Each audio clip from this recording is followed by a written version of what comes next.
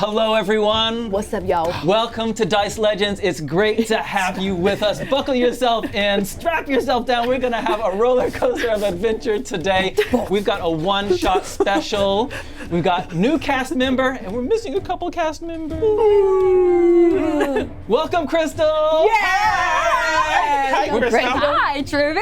Hi, Crystal. We're going to meet Crystal properly in a moment, but first, I think we need to set the scene. Yes. Roll that scene or scene setter. Scene setter. It has been 1,000 years since the first king of Aratai forged a mythical sword and united the warring tribes around him. But he was slain by his closest friend, known to history as the Betrayer. The Betrayer was condemned to a 300-year-long death, and the mythical sword disappeared from history. But now, 4 town guards have recovered the sword at a time when the forces of darkness, of undeath and savagery yet again threaten to destroy not only their city, but everything they hold dear. This is the story of the heroes of Aratai. All right, we're back. What up? So, last time, we had our heroes facing in an underground cavern. But for this episode, we're not following our main heroes. We are seeing what is happening in Aratai, the great walled city, which is under siege by the forces of Gulum. Oh. So we cast our glance to the grand walled city of Aratai. And let us meet our cast of heroes for today, starting with Truby. Hello, I'm Truby. I usually play a nice human fighter called Sally, but today I am playing Alabaster, the elf from the north. That's me. I'm Crystal. I don't play a character in the show, but today I'll be playing Nonami. She is a rogue tiefling. Oh! So strap in for that. Sure, everyone. My name is Monique, and today I'll be playing Yasmin, the Southern Belle who's gonna ruin everyone's lives. I can't wait to see what happens. She's gonna I'm a human fighter. Did I just say that? Yeah, Oh, and guys, what level are you all? 4. Level 4, baby. All right.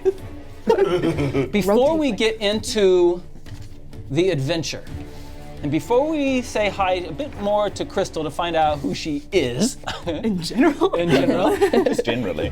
we are really blessed to have 2 sponsors for today's show. Oh, lovely. And first of all, we want to introduce you to 9 Realms Gaming. Let's go 9 rounds. Absolutely. Let me tell you, 9 Realms Gaming makes quality gaming accessories that we know you're going to love. Love it. And they are offering our viewers a special 10% discount by using the code LEGENZ10 at checkout. That is Legenz, Legenz. You've been watching the show, you know that.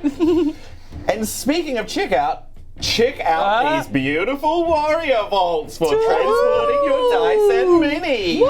See what I did there? Yeah.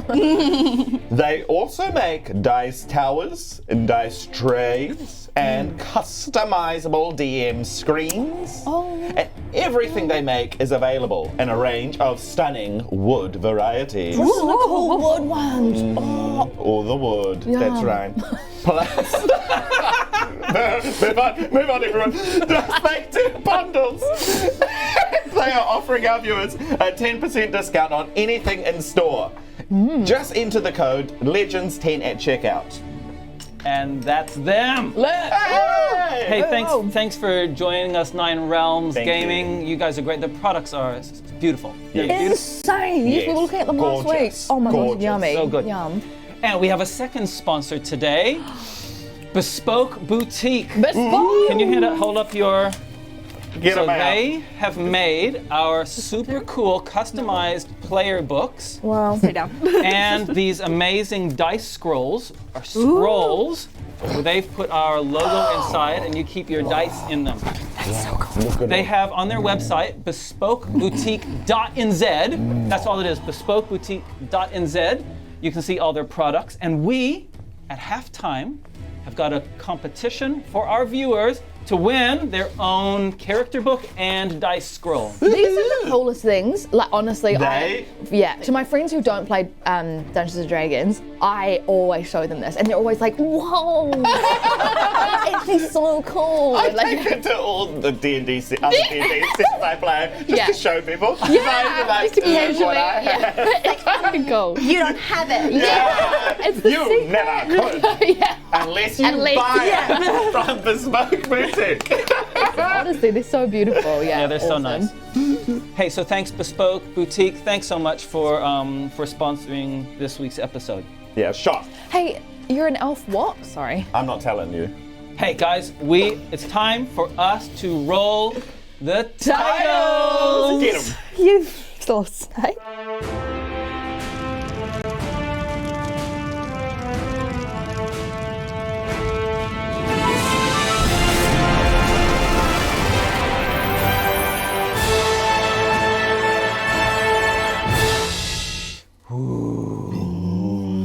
We're back. Okay. The vibe? The vibe. Bye. The vibe is killing me. I love it. So, we do not have, as usual. I love this. What are you I doing? feel like I need to just character for myself. Do you know what I mean? To help me with my character. Is Wow, what the? That's nice. that dumb? Is that distracting? How about this? Perfect. This way. It's perfect. This way I look exactly like my character. Yes, yeah. Proceed. Really helps to, yeah. Gorgeous. Little vanilla cupcake you are. Hey, I just want to continue our scene setting, and then let's talk to Crystal a little bit more. Yeah. Okay, cool. We don't have, as usual, we're not having a recap of last week's episode because we're not following our 4 humble town guards. Whoa. So what has happened in the town of Aratai, while our cameras have been focusing on our heroes, is that the nation of Gulm has started its assault on our fair city. So, you're going to find out more of that during the adventure. But for now, all you need to know is that we are back in Aratai, the grand walled city, the largest settlement of humanoids on the planet. Let's go. A center of commerce and trade. A place of extremes. A place of poverty. A place of splendor. And all is not well in our fair city, as we will determine in a moment. But, first of all, let's turn to you, Crystal. Crystal, thank you so much for joining us. Hey, anytime. Yeah, good girl. This is gonna be so much fun. Yeah. It's so good to have With you such here. a high-pitched voice, it's gonna be really fun. I played D&D with Crystal outside of Dice Legends. On another D&D show, actually. Yeah. Yep. So we have fun there. So it's so cool to have you at this table. Yeah. I can't wait to actually play D&D. Yeah. It's been a long time, but I can't wait to get back into it. Is that because you're like otherwise DMing or? Where's the other? Yeah. Because Sometimes Crystal, I you do. taught Raylene to play, is that right? I did. Yeah. No, she was. What the? I didn't know this. Yeah, no, she was like, "Oh, I'm gonna be in a D&D podcast. Can you like tell me like the base?" And I'm like, "Yeah, sure." And then she borrowed my player's handbook to make her character. Ah! That's right. So she's the OG. Yeah. The Whakapapa is here. I'm Raylene. Amazing. I love that. And Truby, what is it like being in a different seat? Jarring. I'm disoriented. I barely know where I am. I don't know what the space is different. Like the corner of the I'm next to all the minis in the set, which is not usually something I have to deal with. So it's stimulating. It's very stimulating. Yeah. Okay, so our scene begins. Are we ready? Yes. Yeah. Okay, 3, 2, 1, we're in. Okay, our scene begins in the West Guardhouse. The West Gate Guardhouse. Cool. I got it. Nice. Great stuff. And we have the 3 of your characters. Alabaster, Nonami, Yasmin. walking up the stairs to Sergeant Penray's office. The door opens, and a woman in her 50s, very straight bearing, welcomes you and says, "Please come in." Thank you, Sergeant. I've heard so much about you and the efficacy of your guards at the Westgate Guardhouse. She beckons to some chairs in front of her desk, and she sits down. Thank you, ma'am. So good to be here. Indeed. And then Alabaster pulls out like a wee handkerchief and dusts the seat that he's about to sit on. Right. Well, Yasmin sits on hers backwards because that's what you do when you're Yasmin. Just sit on the chair normally. Yes. All right. Yes. Quite comfortable, everyone? Good. Good. Yeah. Sergeant Penray says, "Thank you for coming. The situation is, as you know, ever since the invasion from Gulm starting to attack our walls, all of our forces are on heavy rotation manning the walls, manning the towers. I know that you three are disbanded Indigo Guards. So to be honest, I shouldn't really be talking to you. But I know that your skills in the Indigo Guard were well known, and I have an unusual event that has happened that I think that the three of you are best equipped to deal with. I'm hoping that your loyalty to the city is still strong." Alabaster reflects on the horror of the day that the Indigo Guards turned in the arena and slew countless innocents. And he quietly thanks whoever above or whoever below that he wasn't there. So for our viewers who don't know what Truby is referring to, Truby, will you please explain a little bit more of that history? Yeah, so to Alabaster's knowledge, the report was that the Indigo Guards, who were previously the highest protectors of the Aratai, through magic that had been woven upon their guard insignia, they had turned on all the innocents in a certain arena while Mortine unveiled his grand plan, and the Indigo Guards, bewitched, started killing the innocent people in that arena and tried to seize the 4 guards from this guardhouse that were trying to protect the queen. So yeah, it was a dark day in Aratai. And Alabaster's good at keeping a veneer, but he just shudders a little at the thought of it. Ugh. So the situation is that we have had a bloody incident occurred at one of the guardhouses, one of the towers on the wall. And your reputation as being able to unravel mysteries is well known. So I'm asking you, it's within my jurisdiction, this area where the tower has had this bloody incident. I'm asking you three to see if you can figure out what is going on. I just don't have any available troops to do it with the assault. Yasmin thinks in her head about the fact that her twin sister Jasmine is actually like one of the smartest fighters around. And I think at this moment is when she realized that I think that they've mistaken her for Jasmine, who's like really high up.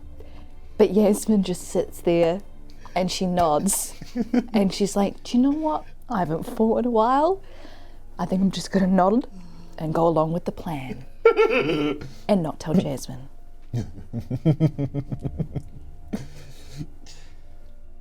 You all happy? Yes, fine? Okay. Yes, of course. Happy to serve the realm. Yes, I'm very intelligent. Very happy to... Oh, hang on. I knew I would take on your accent. Very happy to serve my Artai well.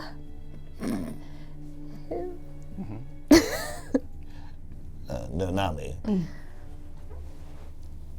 Are you in? It sounds dangerous. And it sounds we get no protection out of it, so for a price. A price? A price. I don't know if you're in a position to be demanding a price, but I agree for a price. Sergeant, are you in a position to deny us a price? no. I can give you your normal weekly wage. ×2.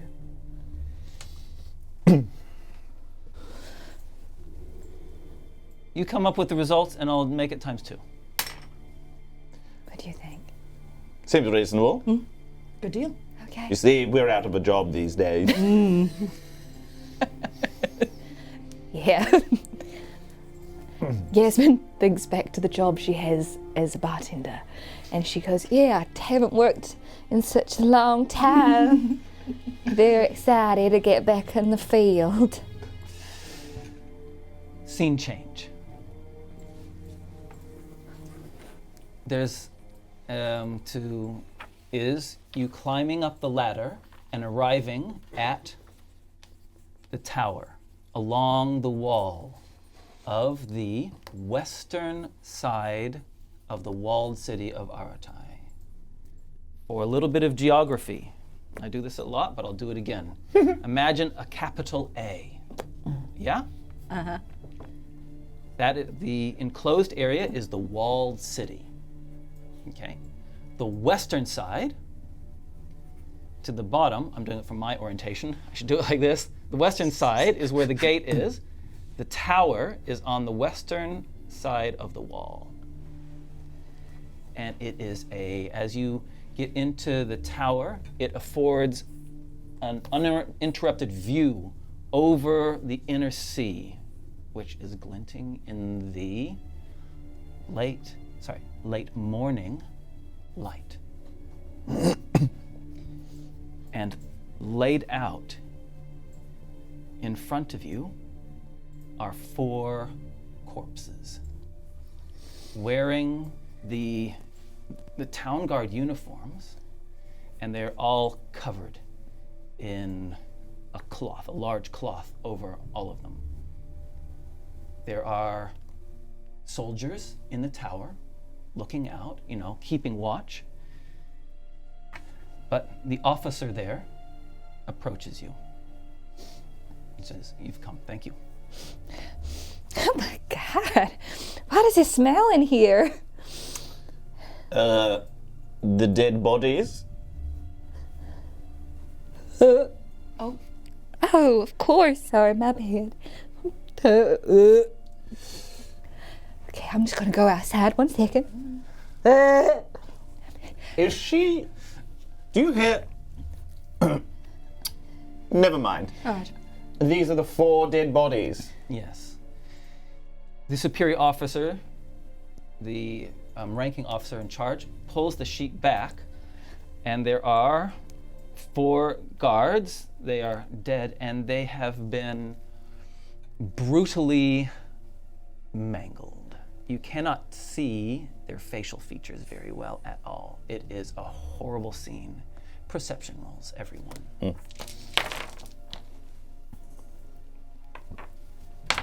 10. 10. 20. Get him. I'm only going to talk to you then. Actually, I'll talk to the other 2 first. The scene is, as I described, there's a lot of blood on the floor. Okay. And as Alabaster is looking around at this, and as the bodies are revealed, he eyes Yasmin to observe her reaction to 4 bodies, because he smells a rat. And Yasmin kind of notices that Alabaster's glistening eyes are looking at him. She kind of looks down a little bit, starts to sweat. Nonami. Mm-hmm.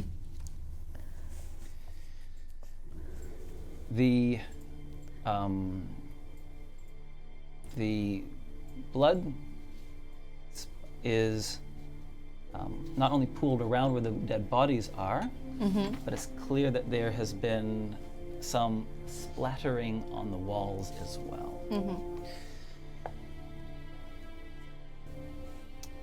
And it appears that the ladder that you've climbed up, you recognize now that some of the brown on the ladder that you climbed up is brown bloodstain. Okay. What's your plan? What's your gut? What you doing with this? Alabaster says to the sergeant, I might just a moment with the bodies. I just want a closer look.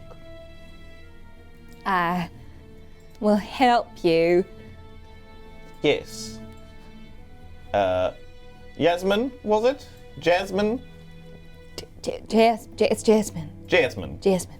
Yes. I'll go by both though, so Right. yeah. Excellent. Could you help me? Of course, what do you know? Yeah, absolutely, yep. Yes. Just take down some notes. Yeah, I can do that. I can do that. All right, go on. Very good. Alabaster just looks at the wounds and he just wants to be certain of the cause of death. Okay, thank you. I'd like you to make a medicine roll then. Yes. And meanwhile, Nonami, what are you wanting to do? I would like to talk to the sergeant more. Okay, thank you.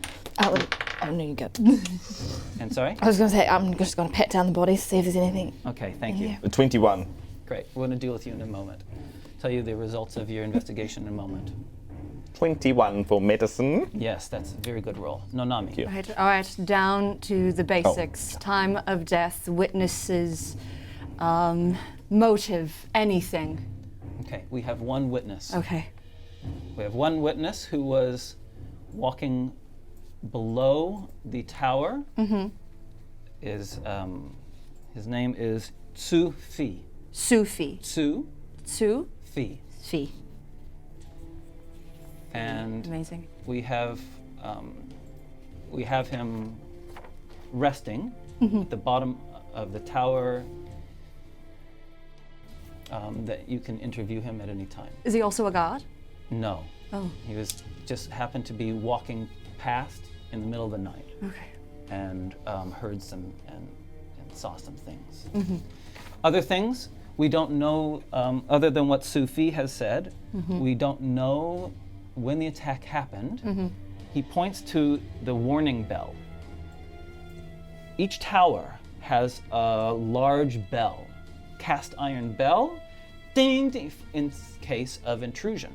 Yes, I'm aware of what a bell sounds like. It was never rung. Okay.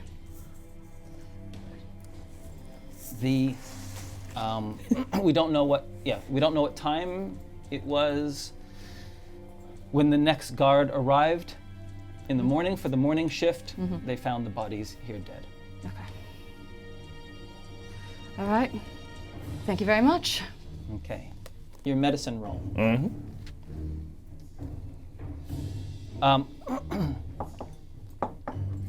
The bodies, the people were killed by a blade of some kind. And the gruesome injuries to their faces were done later. Yeah, Alabaster relays this to the to Jasmine, who he thinks is Jasmine. Yes, we can be sure that with wounds as clean as these, a blade was at work here. But this disfiguration, perhaps done after the fact, the motivation of an act like this is personal. I agree. Do you know what? Yasmin thinks in her head and is wondering if she's kind of seen this before. Can she make a remembrance roll? I don't know what to call that. Okay, you're racking your memory to see if Yeah. you have any recollection of a similar crime. Yes, yeah. That is base intelligence. Base intelligence. Great. That's a 2, and she's -1. So, no, she's not.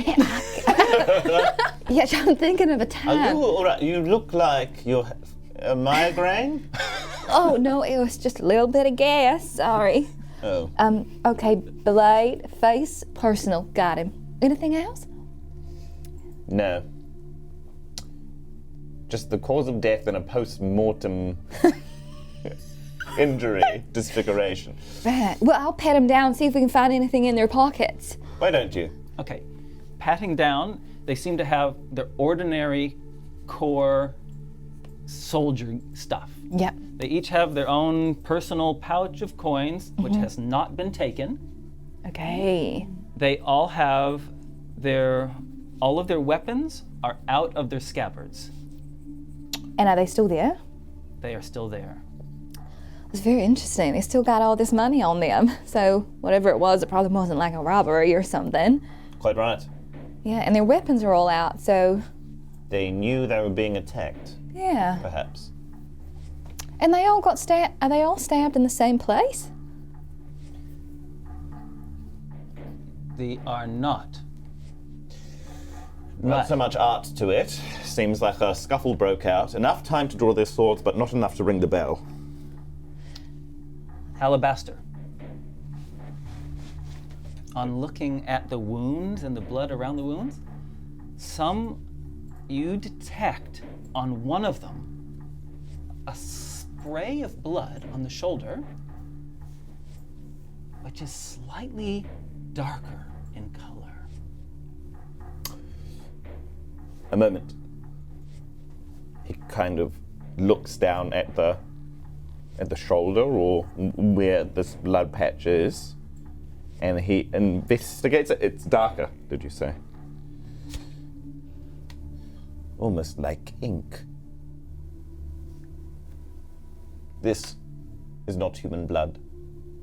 Would you agree? Can I make an investigation, see if I've tasted this blood before? Wow. Sure. Either medicine or investigation, whichever one you want to do. I think they'll both be about the same, right? What's the They're both intelligence. 16? Right. You are proficient at blood tasting, apparently. I've seen my a few brawls in my time. Let me just see if I can remind. What does it taste like? You know how, like, if you get a little cut, blood has yeah. a slight metallic iron taste? This does not. Oh, honey, that's not blood. It's not human blood, It's not human blood, definitely. It's but you've not tasted anything like that. It's pretty foul. pretty gross, to be fair. I see. Yeah, but it's definitely not human. You're right. Interesting. You know, Jasmine, I've worked with a lot of people on the force. Various investigations. Nonami and I have worked together for quite a while, but you are quite a new element. Yeah, I like to spice things up, you know? I see. Who did you train? Yeah. You know, saying that place, that place down there wherever on trains, where all the good people go. You know what I'm saying? Yes. Hey, I didn't probably introduce myself. I'm Jasmine.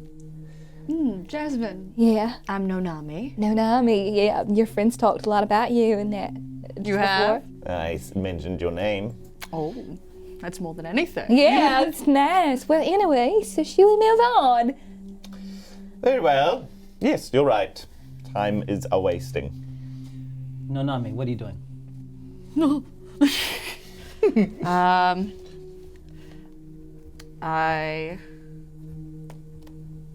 I'm gonna announce to the team, like, I talked to the sergeant. There is one witness. They are waiting downstairs. We could stay up here. We can go talk to him. Let's go talk to him. Indeed. An interrogation of a witness seems like our next best lead. Already these circumstances are a little bit strange. So we're looking for a non-human. Possibly. Almost like you, Naomi. Yes, Jasmine. Like me. And I go down the ladder. Just hastily going down the ladder now. You know, I never met a tiefling before. Oh, yes. As I follow her. Yes. Well, I'll have to admit, I was taken aback when I first met Naomi as well. A long time ago now. When did you guys meet? Years. Yeah. Oh, it was like 3 years ago? That's right. That's nice. Are you together? Professionally. Yeah. Yep. So you're both single? Well, Yes. Okay. I just have a certain high standard that means that my romantic prospects haven't really developed. You know, I don't usually talk about this with strangers. We're not strangers now. Anyway, where's Toofy? Well, how about you? Wait, what about me? Romantic prospects, engagements? Single? Oh my God. If we start that conversation, we'll be here all day. All right, come on, let's move along. Experience then. You can say that. All right, anyway, Toofy. Where's this witness? We look for Sufi. Okay. in the mess room, the room where where they have their meals and they rest when they're on their breaks. Yes. Sufi is there and is also wounded. And has a bandage around his head. He looks like he's probably in his mid-20s. Okay, bandage around his head. The 4 guards upstairs, were they human? Or did they range? Okay, 4 human guards. And what does this person? And Sufi is also human. Okay. Oh, Sufi. Sue, T-S-U. Sue, like T-S-U hyphen F-I, Fi, Sufi. Gotcha, thank you. Yes, good. Note that down, Jasmine. I got you. I got you. Sufi. Sufi stands up when you come in, pulls himself against the table. Are you all right? Still a bit dizzy. You should sit down. Thank you, thank you. And does so. Nanami. It's your turn. Get him, honey. Oh, yes. Alabaster kind of like nods to Nanami, indicating investigate, because Alabaster wants to observe while the conversation unfolds. Yeah. I want to walk closer and sit on the table right in front of him and go, so, you were walking quite late at night? Yes, I Alabaster was. thinks exactly the first question I asked. I was, yeah. Yeah. Can you tell me why? I know there are curfews. Yes, there I know are. the curfews for our own good, but I'd gone to a friend's it was a party. Okay. And we finished up, and, well, I know it would look bad for the rest of the family if I wasn't there in the morning, so I scampered through the streets in the middle of the night. That's why I was out late. Okay. When you were walking by, did you hear anything from below the tower? So I was walking towards the tower. Towards the tower, all right. Yes, I was walking towards the tower. Towards the tower. And I heard a cry, a shout of surprise and shock. I looked up, and the lantern light in the tower from the angle, I couldn't see everything really clearly because, the angle I was looking up. Yes, But- understandable. But a town guard Okay. was clearly dead, leaning over the railing, and another town guard was attacking others up there. Others? Yeah. Plural? Yes, I could see a great commotion. The town guard that was attacking the others seemed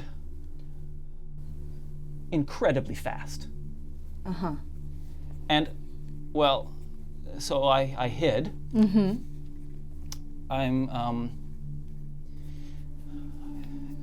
That kind of, I just don't want to be around, I didn't want to be caught out here to begin with, and, guards attacking guards, Yeah, treason, and so I hid.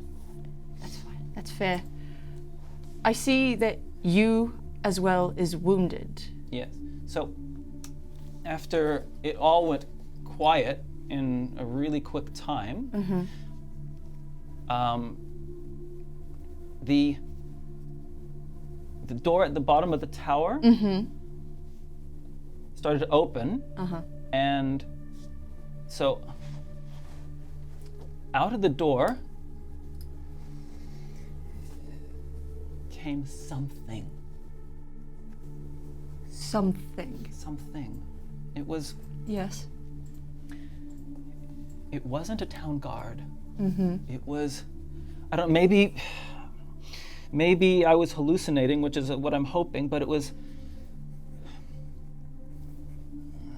slightly below average height, quite thin, no clothes, and it seemed in the light kind of gray-skinned.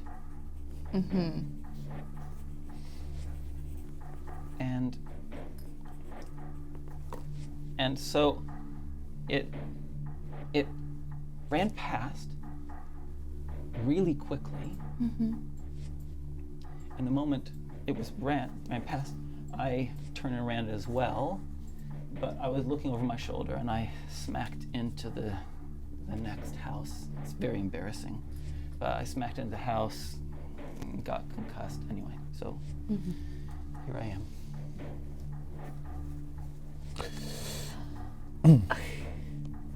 So, I have a thing called ears for deceit, which Okay.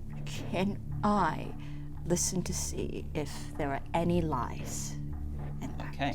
Do you have to roll for that? Do I have to roll for that? This might be a really bad time for me to not know anything about my character. hey,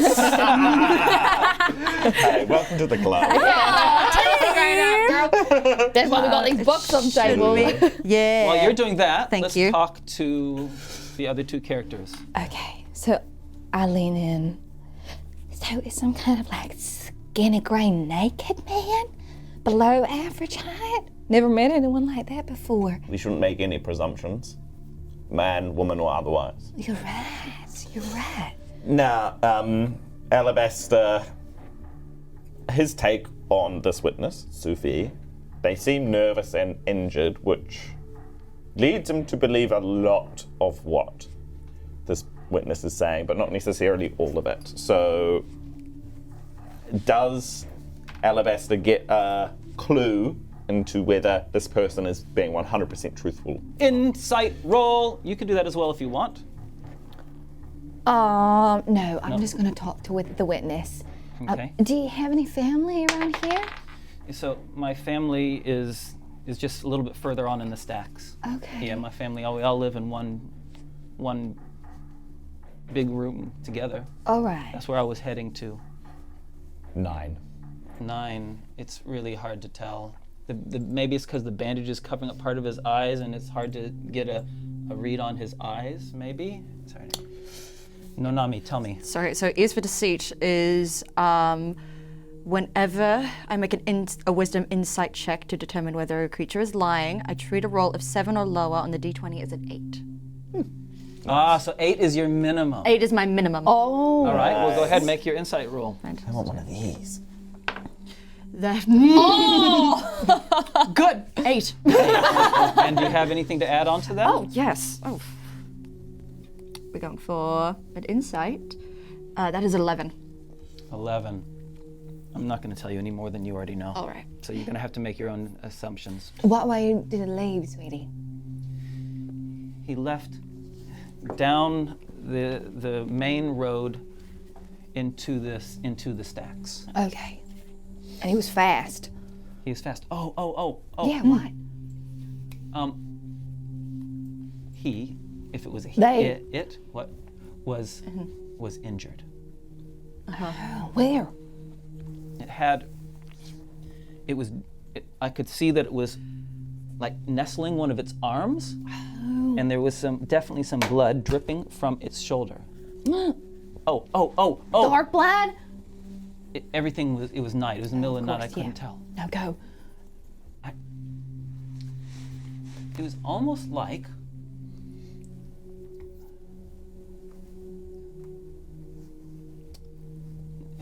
like it was holding a blade in its hand, and then it wasn't holding a blade in its hand. It was like I thought it was holding something in its hand, and then changed the moonlight, and then it wasn't. And anyway, it passed. I sent a quick prayer, thanking the god of the night for concealing me. And then you ran into And then the I house. ran over my shoulder, bang, and yeah. Someone's not looking down on you, huh? You know, head trauma is quite a risky injury. May I observe? Of course, please. Now look here, we're going to pop this right back into place, and he moves the bandage and he observes the head trauma. Okay. Simple medicine roll. Right. 21. 21. His contusion on his skull is consistent with his story. Cool. Pretty hard house you ran into there, buddy. Oh, you don't believe him? Honestly, for a moment, I wasn't sure, but yeah. You don't willfully do this sort of damage to your own head. It's very hard to actually injure oneself. Yeah, you're right. Yasmin walks over to the building just to see if there's any trace of blood left All right. over from the creature. Yeah, cool. So seeing if you can see a drip of blood going out. Okay, thank you. You're gonna do that. No Nami, what's No Nami doing? I would like to talk to Alabaster and go through possible scenarios. Okay. Thank you. Forgot the word. Ooh. Okay, before we get into that conversation, then let's follow you. Okay, so you go over to the base of. That means going out of the tower. Yep, going to where he said they left the. Oh, one moment. All right, great. Simple perception roll, just to see how much information you get. 17, 18. All right, now that you're looking for it, Yeah. it's actually pretty clear that even the cast iron ring to open the guardhouse to get out, it's clear that even that has a little bit of blood on it, and there is definitely some spots on the paving stones leading away. Okay, amazing. She just does a quick, just to make sure it's the same. It's the same, same. non-metallic, bitter stuff. She walks back over to them. Okay, thank you. Your conversation, go for it. You want to call a theory time? We might as well. All right. Starting at the beginning. Jasmine, triangulate. Now, we're going to play a little exercise called theory time, Okay. where we take all the information that we've gathered so far and we make the most ludicrous assumptions about what could possibly be going on. Oh my gosh, okay. I have a feeling you actually might be somewhat good at this. All right, let's go. All right, so Yeah. the information. Correct me if I'm wrong at any point. Yes. Yes. 4 dead town guard bodies. Correct. Humans. Humans. Witness also a human. Mm-hmm. The perpetrator also a town guard, perhaps. Well, yeah, it's like he said he was a town guard in that guardhouse, but when he came down, he was not. A grey creature. Yeah. Weapon, blade. That's consistent with the wounds that we observed up on the 4 corpses. Yes, but also the blade that mysteriously disappeared. Strange. What if the blade was his own arm? I'm Do you know down what with I mean? that. Like almost like Captain Hook. I've read that in a fairy tale. Captain Hook? Like Some historical man. some sort of prosthetic? Yeah, that's right. So you chop your arm off and then you stick a weapon in there so it's ready to go. Well, I've heard of gorier things. Yeah, you're right. Like this. Perpetrator. Perpetrator. Some sort of mysterious form-changing thing. Grey. Medium height. Very fast. Very fast. Ink like blood. Interesting. Okay. Town guards. Why? I mean, Was he after something? He didn't take their money. No. Quick. The guards had time to draw their blades, but not enough time to ring the bell. Sorry, Efficient killer. And now it seemed like they weren't alone, is what he was scanning at, but I actually think it was just one creature because he's the only one that escaped. And he obviously escaped all the way around the corner because his bloodstains have been traveling around the corner there. Indeed. The witness says that this creature ran away towards the stacks. That's right, his blood trails go towards the stacks, so we could follow them as far as we can until they run out. Absolutely. When's the part where we make the ludicrous assumptions? Go on. go on. Yeah, Oh no, I was hoping that you guys would have something that Have you heard of any sort of creature that would be motivated or capable of doing anything like this? okay, what's going on in the world right now? There's orcs. What would I want to steal? Good next thought. Is this a Gulmish spy? Yeah, well, he obviously didn't sound like an orc, and I don't know of many orcs fighting with the other side. I think he had his own trajectory here. Anything magical going on in this here tower? Let me check. Alabaster. From home, he was to pursue a life of magic. That didn't work out, but it means he studied the arcane. He studied a lot of things, actually. One of those things being the arcane. Okay. So, he's looking for traces of magic. Or perhaps to see if this blood is linked to some sort of non-human sort of creature. Okay. Magical creature. If anyone else wants to make an investigation roll as well, while this is going on, feel free to do so. I just want to talk to the guard who bring us into the tower. Okay. And Nonami? Can I look for just anything like left behind? Okay.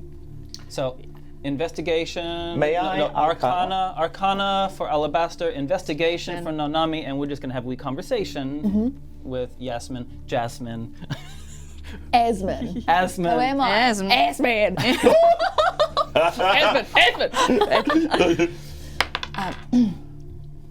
Arcana, what'd you get for your Arcana? 23. Okay. That is, I believe it, another 20. 20. Oh, wait, it's investigation. Yeah. 19. 19. Okay. So close. We're going to deal with the investigation first. Okay, you're upstairs looking specifically what? Just specifically anything just left behind, like anything out of the ordinary. Excellent. Yes! Great. Good on you. Oh, look at me go. What have you found? Like D&D. I love this. Are you ready? Like D&D.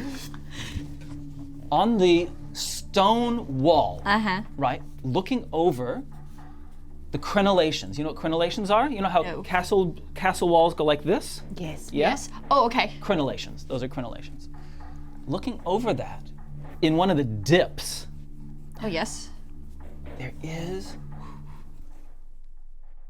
just a bit of a line of yellow powder, Of which yellow. has then kind of pooled in a small, it's like finer than, like very fine sand.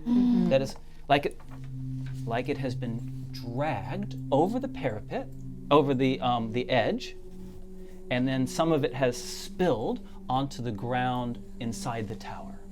You with me? Yes. Crenellations. Crenellations, dip. Small line of yellow powder, small pile directly below it.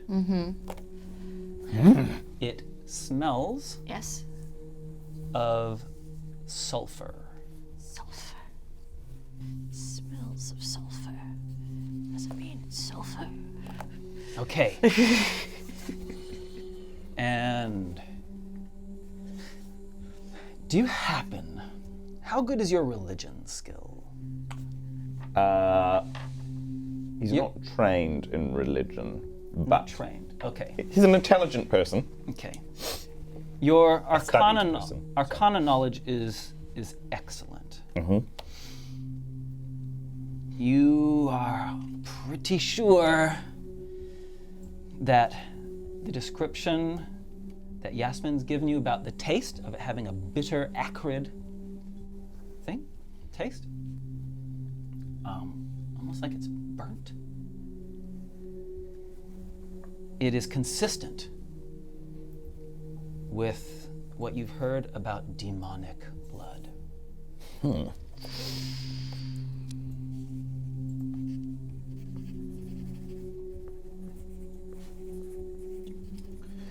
Anyone have a decent religion roll? Religion skill? No. No, Nami, I'd like you to make a religion roll anyway. All right. Fine. Oh, 5. Thank you. Okay, great. Okay, what's the plan? Can I talk to... We're talking. Yeah, just real quick. Was there anything in this guard tower that you were guarding? We were just, no, nothing at all that we were protecting. If that's what you mean, like Yeah. something that we could have been protecting. Yeah. No, we just protect the shoreline. Okay. That is all that we protect. Yeah, all right. Well, that's all I wanted to know. We re-triangulate. Okay. Sorry, can I just give one other piece of information? Because Yes. Nami got a good roll. You got a good roll.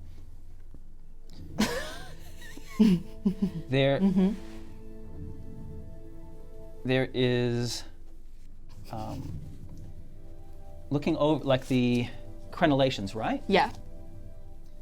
The ground level Uh-huh. to the crenellations is particularly low. Below where that line of yellow lines up. So the shoreline is a rocky shore, right? Okay. And it rises in natural rise and fall. Okay. And a piece of particular rise is directly below where that crenellation and the yellow line of dust is. Okay. Relay that to the team. Okay. Okay, so you're saying that the creature could have come from the water, like it's a mermaid? Oh, A mermaid. Yeah.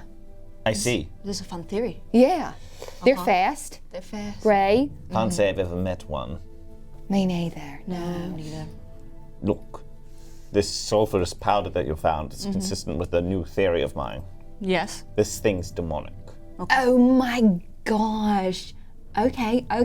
All right. Demonic. Came from the ocean. Fast. So, we know that it came from, we can therefore deduce that it came from outside the city of Aratai. Oh yeah, sure. It scaled the wall, hence finding the shortest point between ground and the wall. It's come from the outside. Quite a feat of athleticism. How big is that sort of gap between ground and wall? There is no possible way that anyone could jump it. Could I look at the wall and see if there's any like markings of like climbing? Okay. All the stonework, like imagine the kind of stonework that we have around here, right? Okay, yeah. So the stonework is rough. So you could Someone, an exceptionally good climber, would be able to climb it. climb it. Oh, yes. He came in with the waves. But in terms of distance, imagine. I'm trying to think. Imagine like 7 meters, a 7-meter climb. Okay. For our North American viewers that don't understand meters, 23 feet. An incredible feat. And he came in and killed these guards who were only guarding a simple guardhouse and then mauled their bodies Oh my goodness. Okay, this is what I'm thinking. Okay. He's obviously not human. So what if him killing humans gives him the capacity to become a human himself? Do you know what I'm saying? Interesting. So he's stolen bits of their face to make his own face. Like Extreme Makeover Home Edition. It's like he's I remember that show, Yeah. The circus performers. That's right. Where they would change their faces. I saw that. Yeah. What did you think of that? I didn't go back, to be honest. I didn't really tell many people about it. Not a fan. But this guy I could have taken bits of their own, each their own, bits of their face and put it on his face and then create a human face. Yeah. You're supposing that to derive its power, it must use a corpse in some way. Interesting theory. Yeah. Yeah. Not ridiculous. Cool. Cool. And demonic, you said.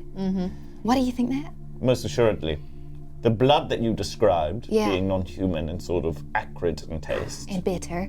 bitter, the darkness of it mixed with this yellow powder that we've found at the wall, Yes. sulfur, often used in the very bad magic. This could be demonic. I would put money on it.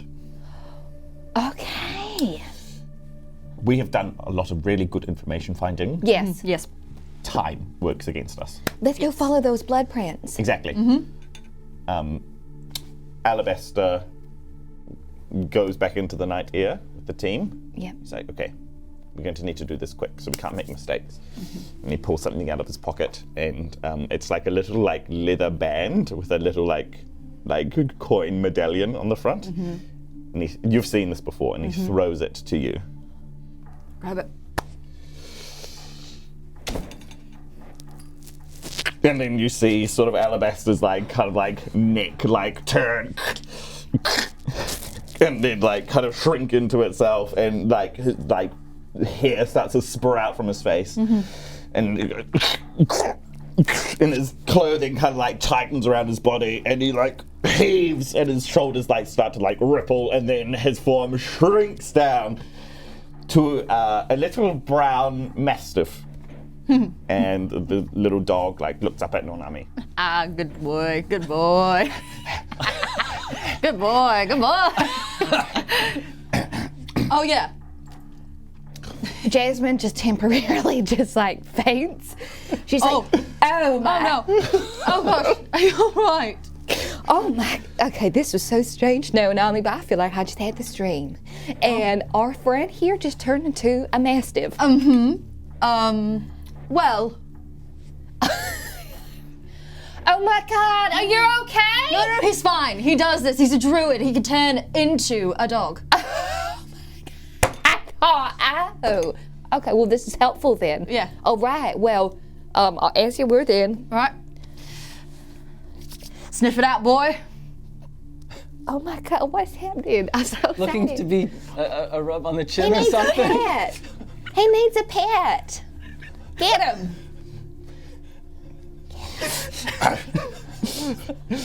The dog in front of you kind of noses at the leather band that's in your. Yes. So sorry. Right. Stay.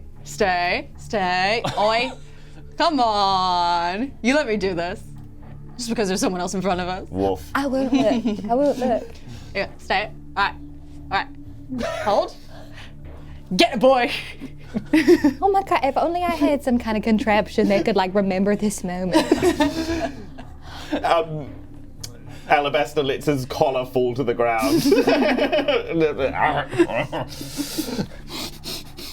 And then smells at a patch of the blood that they know to be the perpetrators. Excellent. Okay. Well, Oh my God. the blood seems to be. The door is open from when Yasmin opened it before, and there's a clear trail. In dog form, it's like you can see it. This clear trail. So he's looking to follow the trail from out the tower in towards the town where Okay. this thing is apparently gone. Excellent. Look, I think we can assume that you can do that. I think, come on, I mean, I'm a dog. you're a dog. I can see smell. You can see smell, that's right. So this, yeah. And so, it's strong, it is unpleasant, it's as Yasmin described, but it's much more powerful to you. And you're following it, are you? Mm-hmm. Okay, you head off first. What's the order? What's the order here? Describe how you're going, tell me. I'll go last, because I feel like Jasmine's just like trying to keep up, because they're going for it, and they're used to it, yeah. Second. Okay. Fast, medium, slow. What are you doing? Careful, sneaking, throw caution to the wind? Give me some... Let's run. Let's run. Yeah. Yeah. Run with the wind. Alabaster, in his dog form, wants to use all 40 feet of his speed. Oh my gosh, amazing. Okay. You... The others are racing to catch up. As she's running, Yasmin realizes that her heels just are not going to work. And she's used to this. She's used to chasing people, so she just like whips her heels off. She like breaks away the heel of them, puts them back on. She's got flats. Quickly, she's got sandpaper on the side of her, so she gives them a sand down to make sure they're nice and flat. Whips on her flats. She's good. I love the way you carry sandpaper on the side of your... You're doing Renos at the bar. Yeah, always. She owns the bar, so she's prepared. Yeah, she's got it. Okay, it doesn't actually take long with your speed. You're going through the twisting turns of the stacks. Yeah. These stacks are just hodgepodge stone buildings, random shapes, random curves, and it leads into a narrow gap between two stone buildings. Here? Woof. Here? All right. And it also Not really.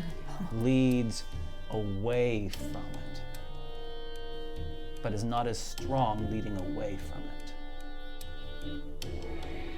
But now that you're there, what leads away is not necessarily the smell of the blood, but the smell of the creature.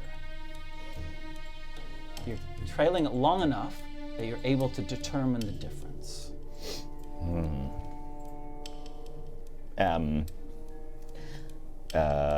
Alabaster just kind of sits for a moment and then like looks at the blood trail and looks at this sort of scene before them. It's very dark down this small alley.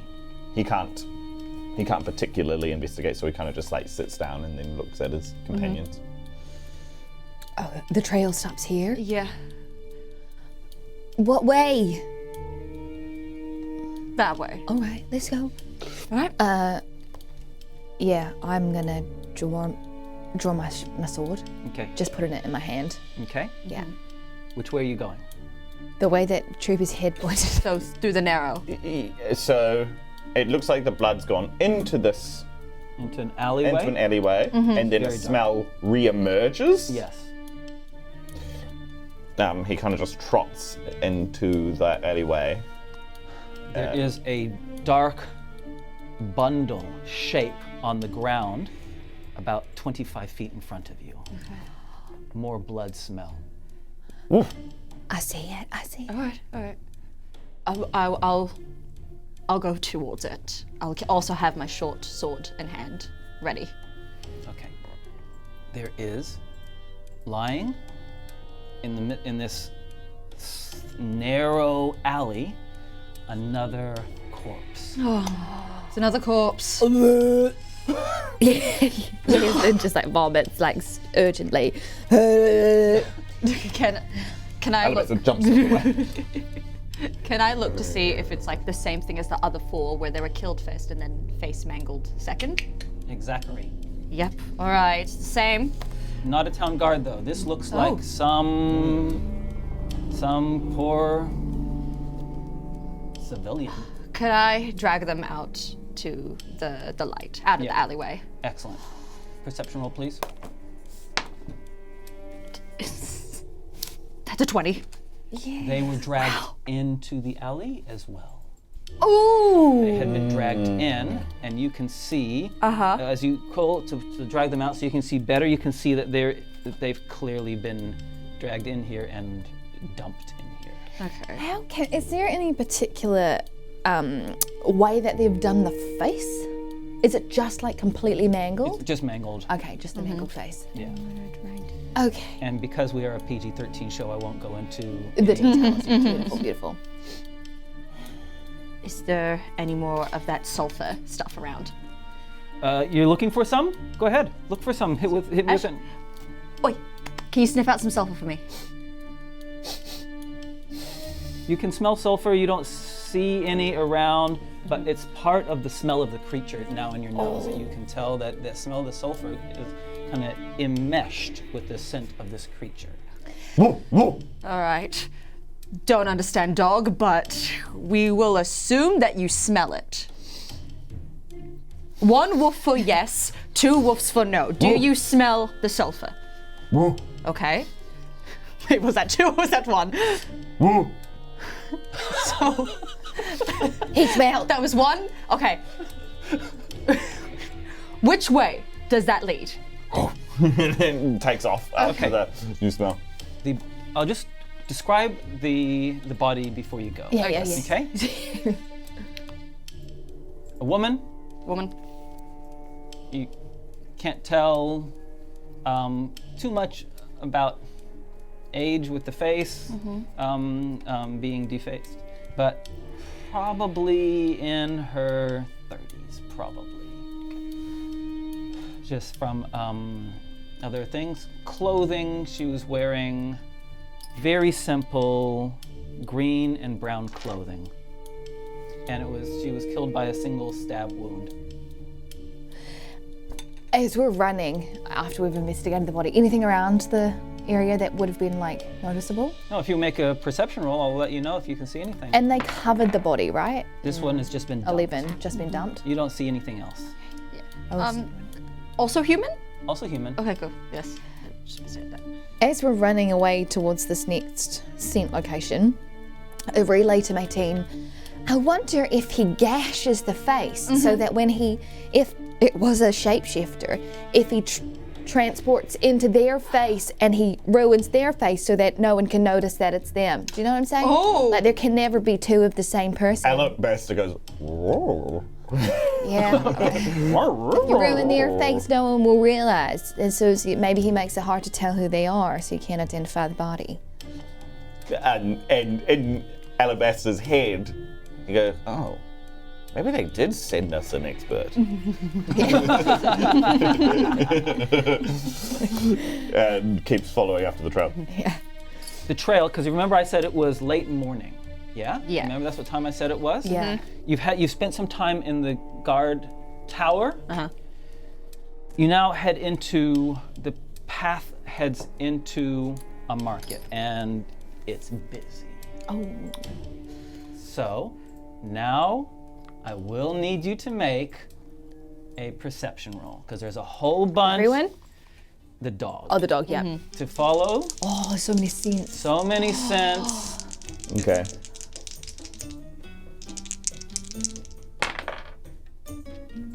$21. Oh, okay. All right. Work it, dog. It's nice. Yes, Good work. master. Amazing. Hey. You go through the marketplace. It's a busy. Yeah, Alabaster knows at first, just as affronted. He can smell feet and food and dogs and water and salt and everything. But he's trying to focus in on that sulfurous element of the creature. You navigate through the marketplace, down another street, and I want you other two to make some perception rolls. Cool. 4. That's a 23. We are investigating. We are for us. investigating. Gosh. Uh-huh. Nonami. Going down this corridor, corridor, road, it's hard to tell what in the stacks because it's all kind of random things. Alabaster is going to go around the corner, and just as you turn around this corner as well, there's a doorway up some steps, some rough, and you're sure because of your training that a man standing in front of the door is definitely a lookout. You can just tell by the way he's just standing there not doing anything, just kind of looking around, and he's armed. All right. And no doubt sees you guys as well. If I want us to keep walking the direction that Ali's going, and I would just want to like turn around to see if the lookout's following us. Great. Alabaster, you've probably by now noticed this as well, that the scent is heading straight towards this lookout. Do I notice the lookout? I think so. I think. Oh, I think this is just sight-based, I presume. 11. You probably would have noticed you're focusing on the scent, and maybe some vague recollection that there is someone sitting there. Okay, But I not- don't identify them as a threat. You don't identify him as a threat, whereas Nonami's training in underworldly things, this guy looks dodgy. Okay. So that means that Alabaster doesn't know to be clever about following this trail, so he's just following it towards. If it's Okay. going towards the lookout, It is, definitely. That's where he's And you're going towards. What are you Yeah. doing? Perfect. Nonami, what you Okay, doing? I'm gonna turn to. I'm gonna go. All right, there is a lookout. Right over there. Don't be obvious. Don't be obvious. Don't be obvious. I'm not. You're looking obvious. No, I'm not. I'm not even looking, so you... Okay. Your eyes are very closed. Okay, right, sorry. What do you want to do? The dog is coming straight over there. It is. Okay, here we go. All right. Okay, here we go. Here we go. Uh-huh. Alabaster doesn't even know, but he's a dog, so he's got good cover. Here, boy! Oh, and we're at the door? So it's at a second, so it's up some rough steps. Yep.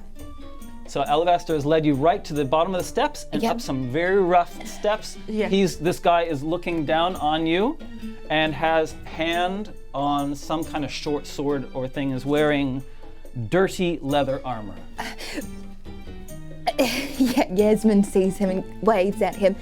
Yoo-hoo! Hi there! Hi! I'm so sorry. Look, this is my police escort and our sniffer dog. Someone's just stolen my purse. And we think that it's come right up here. And I need my money. I need to pay my rent. I need to fix up my bar. I'm just making this up. I need to fix up this bar that I've been working on and slaving away from. Have you seen anyone come up here with a purse? He takes one step back and goes with the hilt of his sword, goes kum, kum, kum, kum, on the door behind him. Nonami, you doing anything?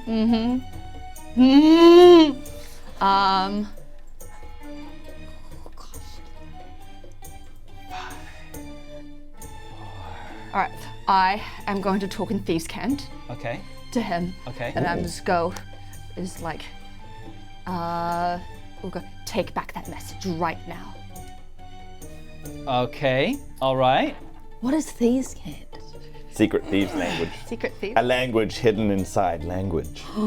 Okay. So, We are not here. all right.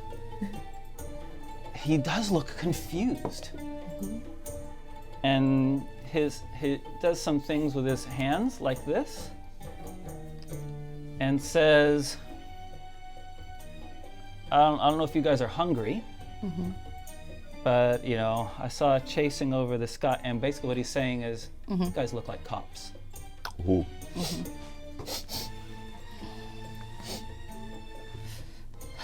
Alabaster kind of just sits on the steps now. He knows to act like a dog now. Good boy. Ooh. Not cops. But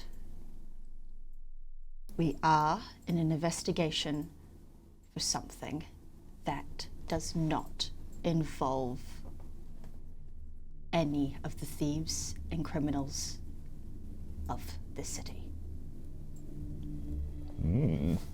Behind him, make an insight roll, please.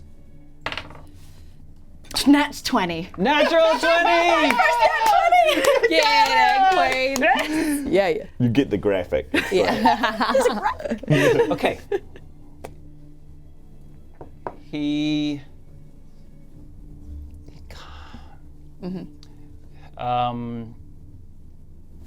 the shifty way his eyes are looking, he thinks that you probably are looking for him. And even though, and behind him, a door opens a crack. And a woman walks out. A woman in her 30s, wearing brown and green clothes, and says, "Is there a problem?" She has a strange voice. "Is there a problem?" And the guy says, "I don't think so. You better be on your way now. Go." Thank you. Turn the corner, we leave. We leave now. Seeing them leave. Robert. Y'all saw that, didn't you? Yep. Same girl. Same girl. Same dang pooey outfit. Once they're out of sight. Oh, God. Yasmin has to look away. It's all right. Oh, my goodness. You are one special wee thing, aren't you? Can you do the same? No. Okay, that's good. I don't want to see that twice in one day. All right. Okay, so Explanation usually doesn't do it any justice, so. that's fair. No, I like a surprise. Yeah, it's fun. Like a present. It's like a birthday, isn't it? Well, no one's ever described it like that. Well, you're a must-have. Anyway. Thump. Behind you, there is some sound. You guys you walked away, right? Yes. And in front of you, some people come out of a door. And behind you, some people come out of a door. One of them is this woman. Well, I know what it's like when someone's going to try to attack you, so I'm pretty sure that we should armor up right now, okay? They pull out weapons. Two of them step away and turn, and like they're being, you can tell straight away there's a lookout on each side. And they disengage from the rest and look around the corner to make sure nothing's happening, and the rest of them. So there's like two ruffians in front of you, the guy with the short sword and the leather armor behind you, and the woman behind you. So we're in this alleyway still, You're right? in an alleyway. Okay, and we're cornered. And you are Surrounded. And with that, we will take a small pause. Good.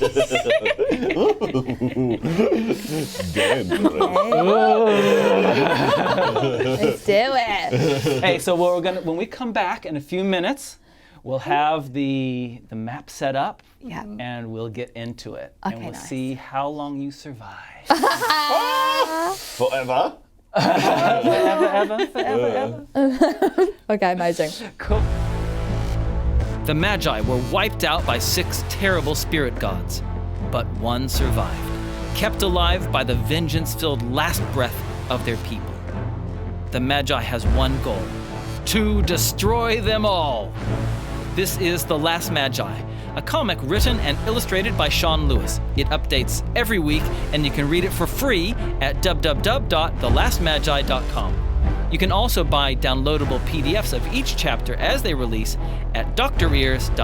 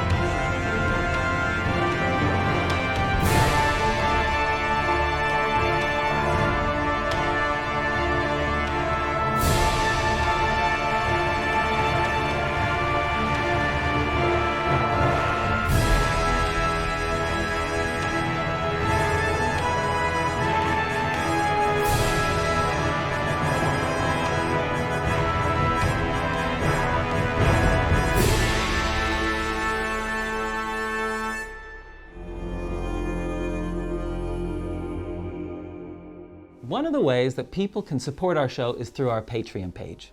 Patreon is amazing. It allows you to give directly to the show, and in exchange we give you exclusive additional content. Before we go into the details of that, we'll tell you a little bit about our show in case you're new to it. Dice Legends is a Dungeons & Dragons live stream. We are a group of television and theater professionals. We film on a studio here in New Zealand. It's our aim to create the most exciting, engaging, fast-paced, hilarious fantasy story that we possibly can. And our Patreons really help us to do that. Thanks to our Patreons, we're able to get more minis, more terrain, more visuals like character art, emotes, graphics, more music, and also our Patreons help to pay the cast and crew, and all of us on the show really appreciate that.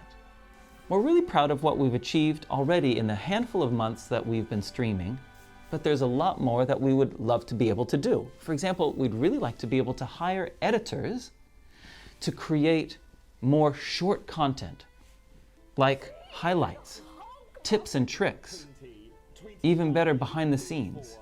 Also, we'd like to eventually be able to have a merchandising range, like t-shirts and tea towels and plushies and maps on t-shirts, all that kind of great stuff. When you go to our Patreon page, you'll see that there are 3 tiers, 3 ways of supporting us. The first is called Official Patreon, and that's simply an inexpensive way of supporting us. The second tier, called Lore Legends, is for people that want to dig deep into the world. You get access to our ever-growing World Anvil lore document. You also get access to additional content, behind-the-scenes content, and you get access to the official character sheets that the characters play, and you get your name in the credits. Our third tier is called World Builders. World Builders get all the perks of the previous tiers, and it's really for people that want to help create the world. So World Builders are able to help name NPCs and create monsters and create locations and populate the map, and also to participate in polls throughout the month. Quick polls such as, what kind of character should our next guest play in the show? Or what kind of magical item should I give to the characters? Look, whatever way you want to support our show, we really appreciate it. And we look forward to creating more exciting, exclusive content for you.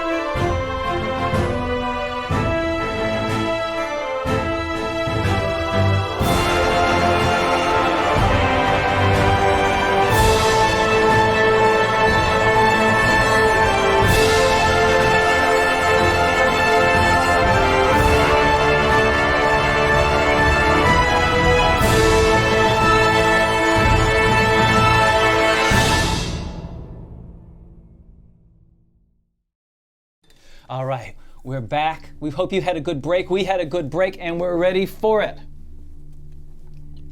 Just a few moments ago, our heroes, following a trail of demonic blood, found themselves deep in the stacks and now have been surrounded by a couple of ruffians from behind. Another ruffian in front of them, and a woman wearing clothes identical to the woman's whose body you found in the alleyway on the other side of the break. So, to show a bit more of the topography, there are some just rubble crates behind you, a pile of garbage next to Nanami, and a table which still has a backgammon set up on it. That is our are seeing all the 3 doors are closed. Are we ready? Yep.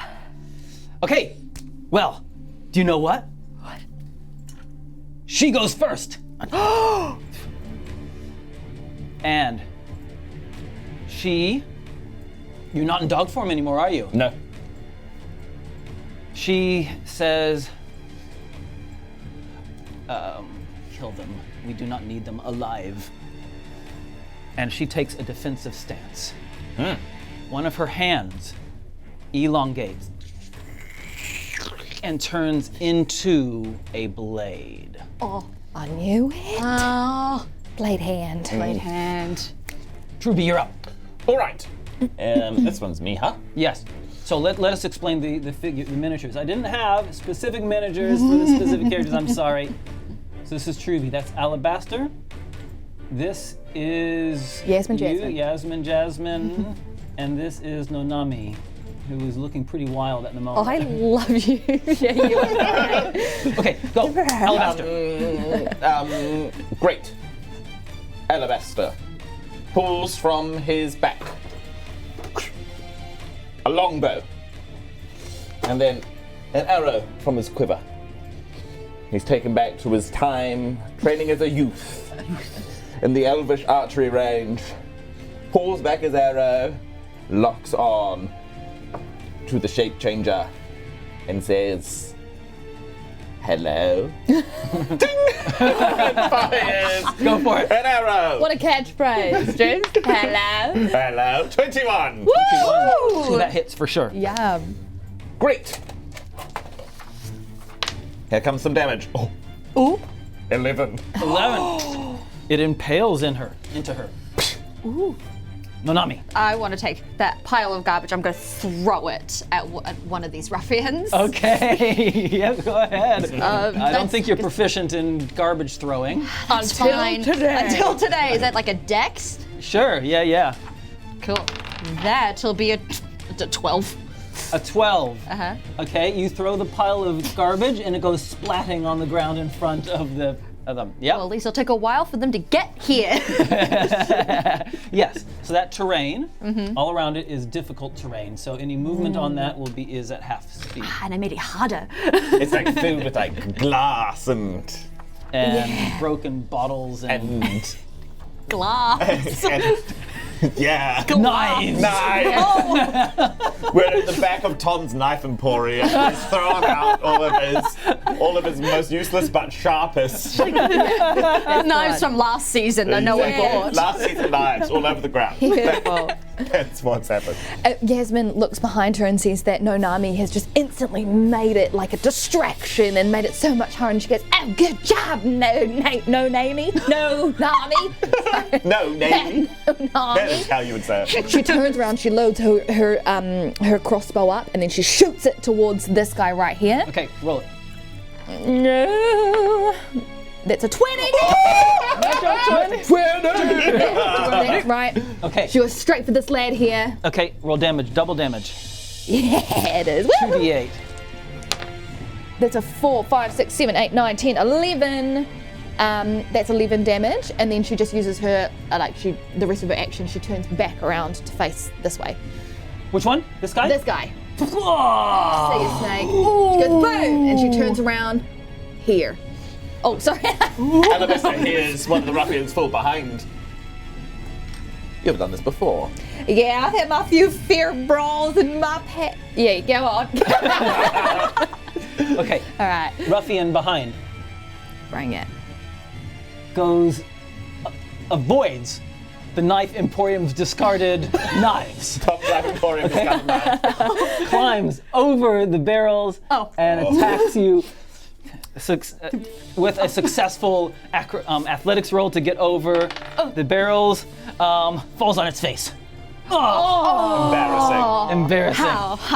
Okay. This ruffian charges in. 1, 2, 3. Up to you, Alabaster. Brings its scimitar, raking across you, and terribly misses. That's my personal space you're in. Get him. Get him. The woman runs 2, 3, 4, 5. So you are flanked. Oh. Runs behind you, and with her arm, which is now like a weapon, Oh, she's dangerous. she becomes not a she at all. What have we got? I'm just gonna put it here on the table so you can see. That's Alien vs Predator kind of business right there. Oh no. Don't know if you can. Okay, so this is what the thing looks like. And she is no longer a woman. She is a beast, a creature. Wow. And We knew it. Yes, yeah. I feel like we have a collection of. Here we go. 17 against you, Alabaster. Sorry, 19. Alabaster, 19 to hit you. Oh, yes, that hits. Oh, 11. Oh. That's a big one. Oh. Second attack Second attack. goes for Yasmin. So one arm for you, and the second for Yasmin. 11. Yeah, no miss. Okay, Yes. that is their turn. Yeah. Alabaster quickly drops his bow. They're in close quarters. He pulls from his back a huge, long stick. And then, in a word in Druidic, he kind of like starts at one end of the staff and then runs it to the other end and goes shalala, shalala, shalala, shalala, shalala, shalala. And it begins to glow with like this green aura. And he looks upon the creature. He spins around. You frightful beast! Yeah, I love that sound. Hopefully. Flanked? You are not flanked. There's a 5-foot space between you. Oh dear. Oh, you beast! Oh, I just gave myself advantage anyway. Why-ah!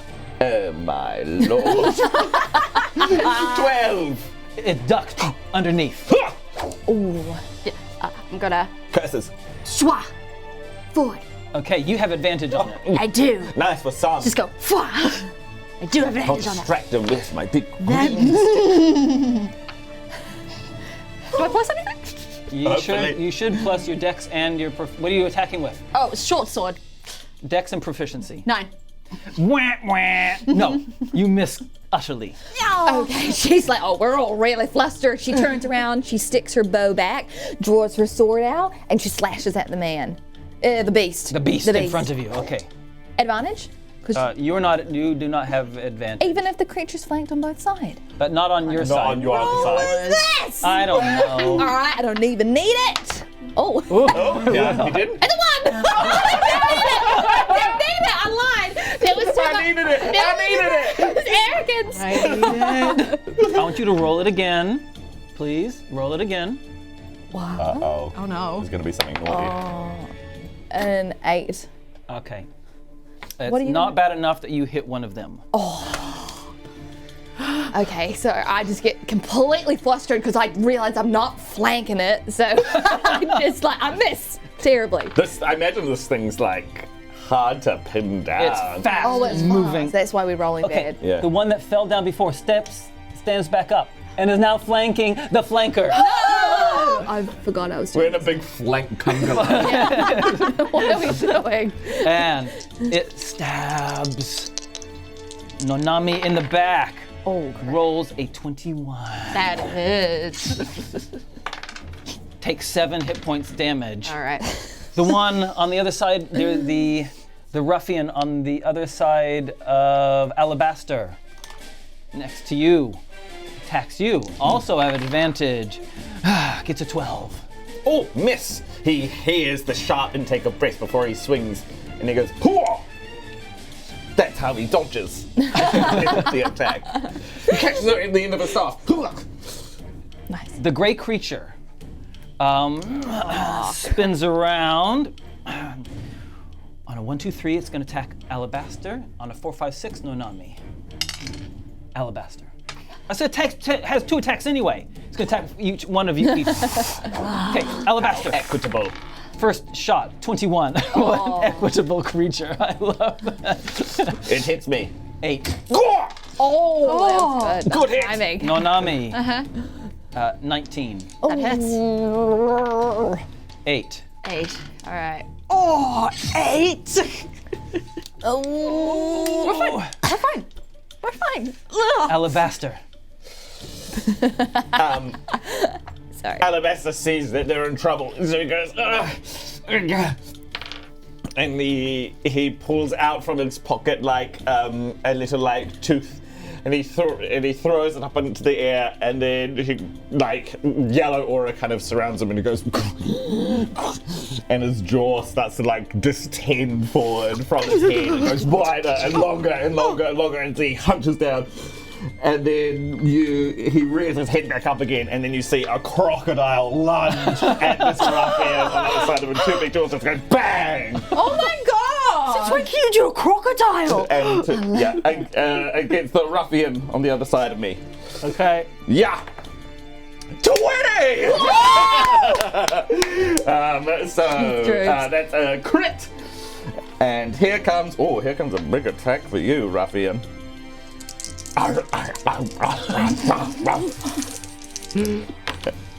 It is an 11. That's what you needed. Nice. And the ruffian behind you is gone. Smash between my jaws. No, not me. Cool. I'm going to turn around to this ruffian and I'm going to cast Hellish Rebuke as I am a tiefling. So they need to make a dexterity saving throw. Failed. Now, do they mind? That'll be a 2d10. Oh, if I can love find that. a d10. That's a one. D10. Do you need Yeah. another one? I have to. There we are. That is 12.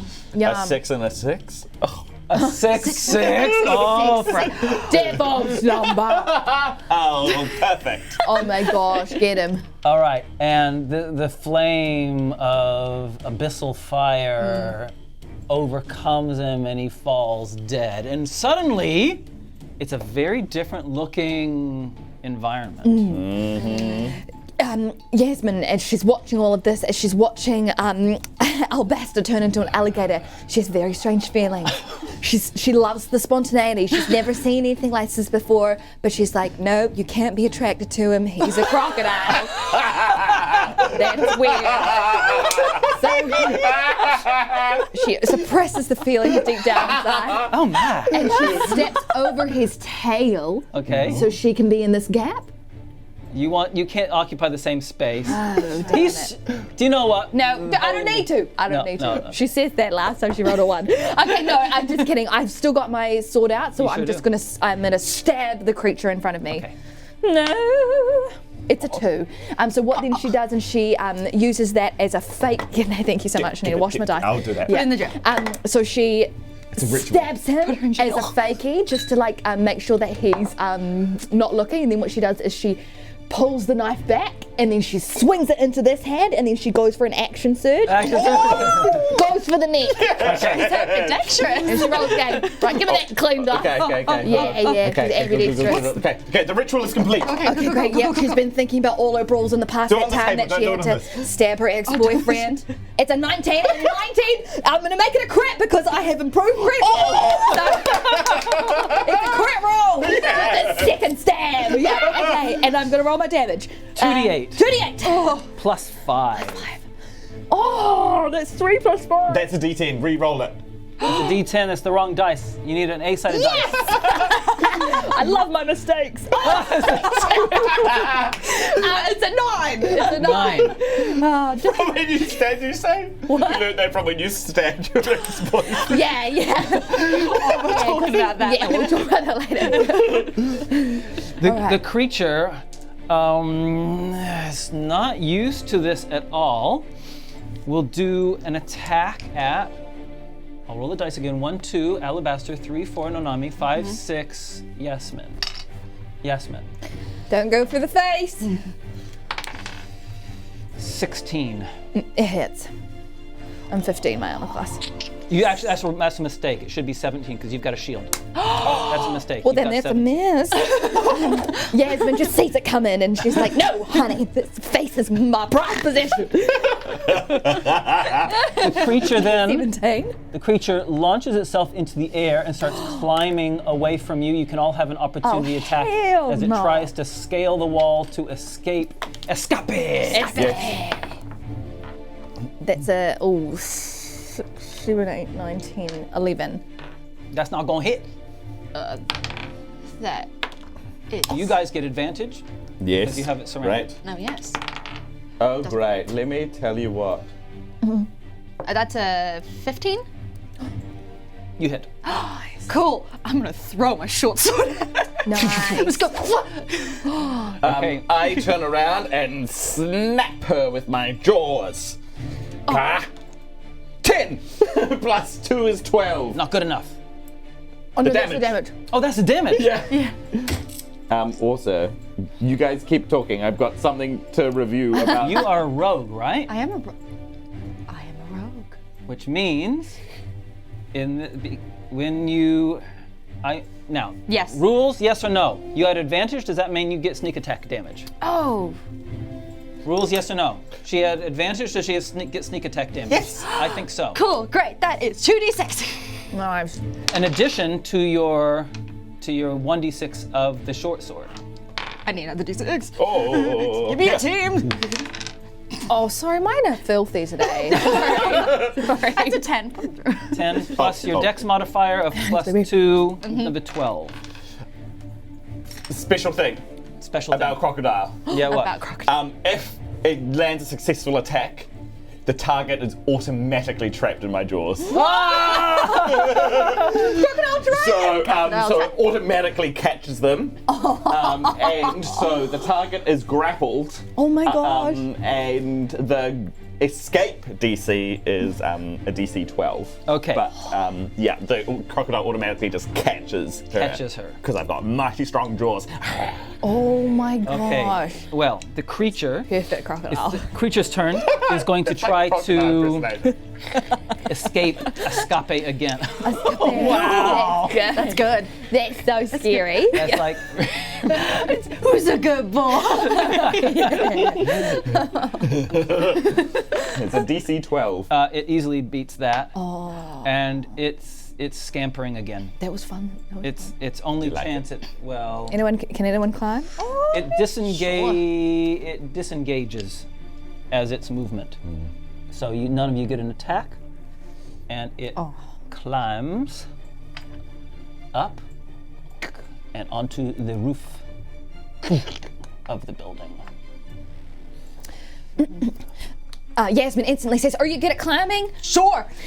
She gives Nonami a massive boost. So I just foot boost you up so you can start climbing. Cool. Before you do that, Truby has fastest initiative. Oh, my bad. Get him. Alabaster notices that she is climbing up the wall, and he kind of looks over this reptilian. All right. Hello, sir. And then tries to scrabble up this wall. Okay. Athletics. Athletics. Now wait. Is your transformation an action or a bonus action? Bonus. All right. Because I'm a moon druid. Woo. Moon druid. 9. Sorry, it's just some loose rocks. You start climbing on one of the loose rocks, comes off, and you just slide back down. Nonami. We're gonna climb. That's a You're help. boosting me up. With a help? That means that you get to roll it at advantage. Oh, yeah, Your nice. athletics Yeah, at get it. advantage.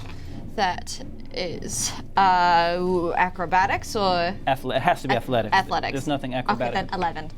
11 is all you need. Nice. And that was your action as well. Yep. Okay. You're now up the top of a building with the creature. Cool. The creature turns Cool. turns on you, and goes Oh, crap. double swipe. 2 swipes. The first one is an 11. The second is a 7. I'm down. No, to hit you. Oh, to 11 to hit hit me. Oh. you. Oh, miss both times. Yeah. Oh, I thought you freaked me out there. I thought I I was dead. And then you're going to get an opportunity attack again as it runs away. Cool. Make your opportunity attack before it's your turn. Amazing. So I will just skia. Why'd I use this dice? That is a 10. It gets away from you. It starts running away. Can I bonus action? Now that was just an opportunity okay, attack. That wasn't okay. your main action. Oh, yes. So it has started running away, going from. Now we have to kind of enter theater of the mind a little bit here, because I'm not going to just continually extend this map out. So the creature has successfully dodged your Nonami's swipe, and then runs, and moves across the rooftops. They're uneven rooftops, and is just moving across the landscape, meaning that it is no longer in the vision of either Yasmin or Alabaster. Alabaster, what you doing? Alabaster still wants to get up onto this building. How tall is it? It's not that tall. Great. He's just gonna cheat. He's just going to. What's the house made out of? It's piles of stone. Great. So Alabaster just kind of like reaches his hands into like the fabric of the world, and then just kind of wrenches them back, and he uses mold earth to make part of the stonework like kind of tumble down to kind of give him like a bit of a ramp to get up onto the ceiling. Cool. So he crumbles like part of the structure down so he can climb up it. Done. And then he runs up that to get up onto the roof and start pursuing. Start pursuing. Come on. My God. Yasmin is just like completely taken aback. She like she's like, hold on a second. She's kind of she's like, calm down, girl. Calm down. Okay, I'm coming. And she runs up the hill. Okay. Great. Running after it. Running. Okay. Yes. So that means we go into chase mode. Can we clear this set? Yes. Hello. As if nothing happened. Beautiful. The creature's at the front. Nonami, you are only 2 behind. I think. No, wait, this is Nonami. Sorry. Yeah. Nonami's 2 behind. I think. And then it took you 2 movement to get up. So okay, we'll put you there and you there. Okay, so it's all very, very close. You're only 10 feet. You're only 3 meters away from this beast. So how this works? Each round, we roll 20-sided dice to see if there's what kind of obstacle it is. Okay. And that determines what you're gonna have to do. You're first. Yes, absolutely. 18. No obstacle. Oh. So it's just pure speed. You don't have to roll anything yet. Pure speed. Put something in our way. We'll get over it. Next round, perhaps. Second round. Yeah. Roll a 20. You want low. Because you want obstacles. Oh, 3. 3! Okay. There is a gap that you have to jump. I jump. Okay? Everyone needs to make an athletics roll, Okay. including I'm the not creature. using you. 25. Net 20. Oh! Yum. Yum. 16. It fails. Yes! Yes. So it jumps, misses, clambers up. You all get 2 closer to it. I'm just gonna move it back. That's round 2. Okay. Another one of those and you'll be on it. Okay. Monique, roll to see what the next thing happens. 5. A 5. 5 is... All right. It's Truby gets a snake. Nom nom nom. It's a bunch of parrots in boxes. Parrots? Parrots in boxes. You're on top of the roof. Someone's got a whole bunch of parrots in cages. We're in an aviary. You're in an aviary, running through an aviary. Dex, it's a dex roll or acrobatics to get through without falling behind, without smashing into them. Ooh. 21. 23. Oh my, who are 8. we? Spoke too soon. Clang. 6. Oh! Okay, which means Bird in my face! the birds, you hit the bird, the creature, looking over its shoulder, smacks right into a cage with a big cockatoo in it, fumbles to the ground, and you're back in it. And so we set up a small scene on a rooftop. So if you can lift those up for a second. Yeah. We'll just set up another scene real fast. So you're up high, okay? Can someone put one up there? I love it. It's uneven. That's perfect. Ooh. Okay. And we have where are our boxes? Someone put a couple of bird cages up for it. Great. Nice. Okay, it is smacked on the last one. Hit it. Put yourselves. So Nonami and Yasmin, you can be anywhere right next to it. Yes. And Alabaster, you have to be at minimum 10 feet away. Okay, let's flank that bastard. You pick. 10 feet away. 1, 2. Yeah? Yes, great. And you get, it picks itself back up off the ground. It's still faster than you guys. It can sense that Nonami is badly injured, so it tries to wail on you. Oh. Okay. 8. What's your what's your armor Oh, class? far out. It doesn't hit. 12. I'm so. Second blow for you.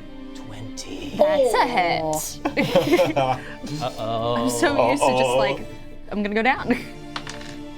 5. We're fine. And we are fine. Okay. I run up. Alabaster swings his quarterstaff around. How long does the shalalalagalega thing last? At least a minute. I think so. It's still up. Yeah. Yep, great. La la la la la. 19! That's gonna hit. Yes! Alright. It's surrounded in a green energy. Yeah, big plonk on her head, that's right. 8 plus my wisdom. 9. Nice. Are we in? Okay. The ancient It's- power of the elves compels you. It is clearly, there is a look of terror and panic in its face. Good.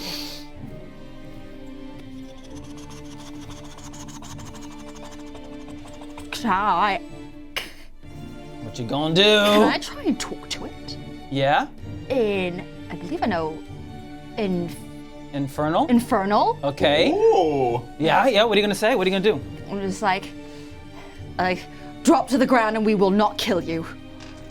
That sounds like an intimidation roll, Yeah. which is at advantage. It's really, really hurt. Yes.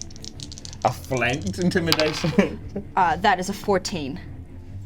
Okay, that's what you're doing. Mm-hmm. Now, what are you doing, Yasmin? I notice what Nonami's doing. I listen to her talk to the creature in another language I can't understand, so I try and drive my sword into its leg to try and pin it into the ground so it Okay. can't get away. Okay. Flanked. Yes. 7, And you're +5 8, with 9, 10, 11, 12. Is it +2 to damage for dueling? +10 to damage, but not to hit. Gotcha, so 12. 12. You go in the ground next to it, which is intimidating, but doesn't pin its foot. Yeah, into so the I go, ground. that will happen if you run away. That's what she said. It drops to the ground. I tell everyone just like, don't kill it. I'm gonna go just like kneel down to their face and be like, who are you? It goes, and then its shape starts to change, and it looks exactly like you. So you're staring at yourself. Oh no. It's a trick, Nonami. Don't fall for it. For what? It's It's not you, honey. It's the beast. Thank you, the both of you. Don't, Go forward. don't mistake it for yourself. No, that's not what I'm saying. I'm saying don't let it play mind games on you. You've got better mental fortitude than that. All right. Thank you. I'll ask again. Who are you?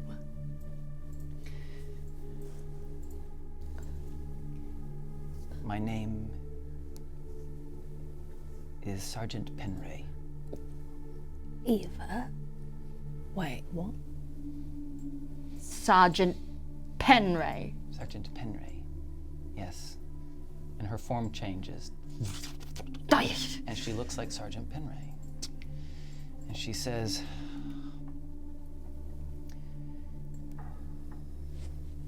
I'm your commanding officer. Well, that's a lie. Sergeant Penray comes into my bar all the time. She doesn't sound nothing like you. What do you want? That's a very, very fair question. We want to know why you've been killing. Oh, you can. Yeah. Can you understand? Yeah. I can translate. Oh, thank you. We want to know why you've been killing these strangers. That's rude. The end of the city is coming. There's nothing you can do to stop it. What do you mean by the end of the city? The forces of Ghulm will destroy you all.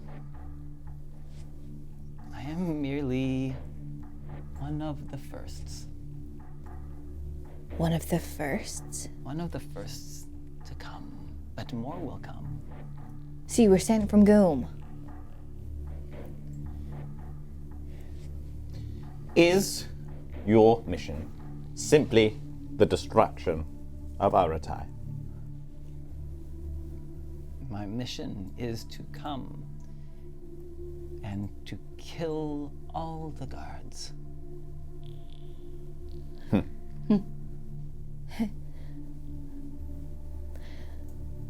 Yasmin draws the sword up again and tries to stab it through his leg one more time. It's standing still. Go ahead. 18. You pen this effigy of Sergeant Penray, and it changes back into its gray form. Now you listen here, little sod. I've got stuff to do. Why'd you come here to kill you? Who sent you? Okay, you want to? I want to see what your intimidation skill is like. It's an. What's intimidation? Intimidation. It's just a 7. You should be okay. Fine. My charisma's 0. Great. Excellent. Thank you.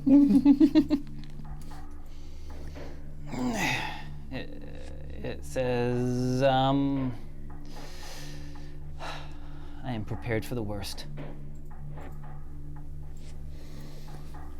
So, your job is to come in here, eliminate the town guards, so that the city is left defenseless. I come in, I sneak in, I kill the town guards. I create panic, I leave. Are there more of you? I am the only one. Well, That's a shame, isn't it? damn. Do something. Again, who sent you? I do not need to answer that question.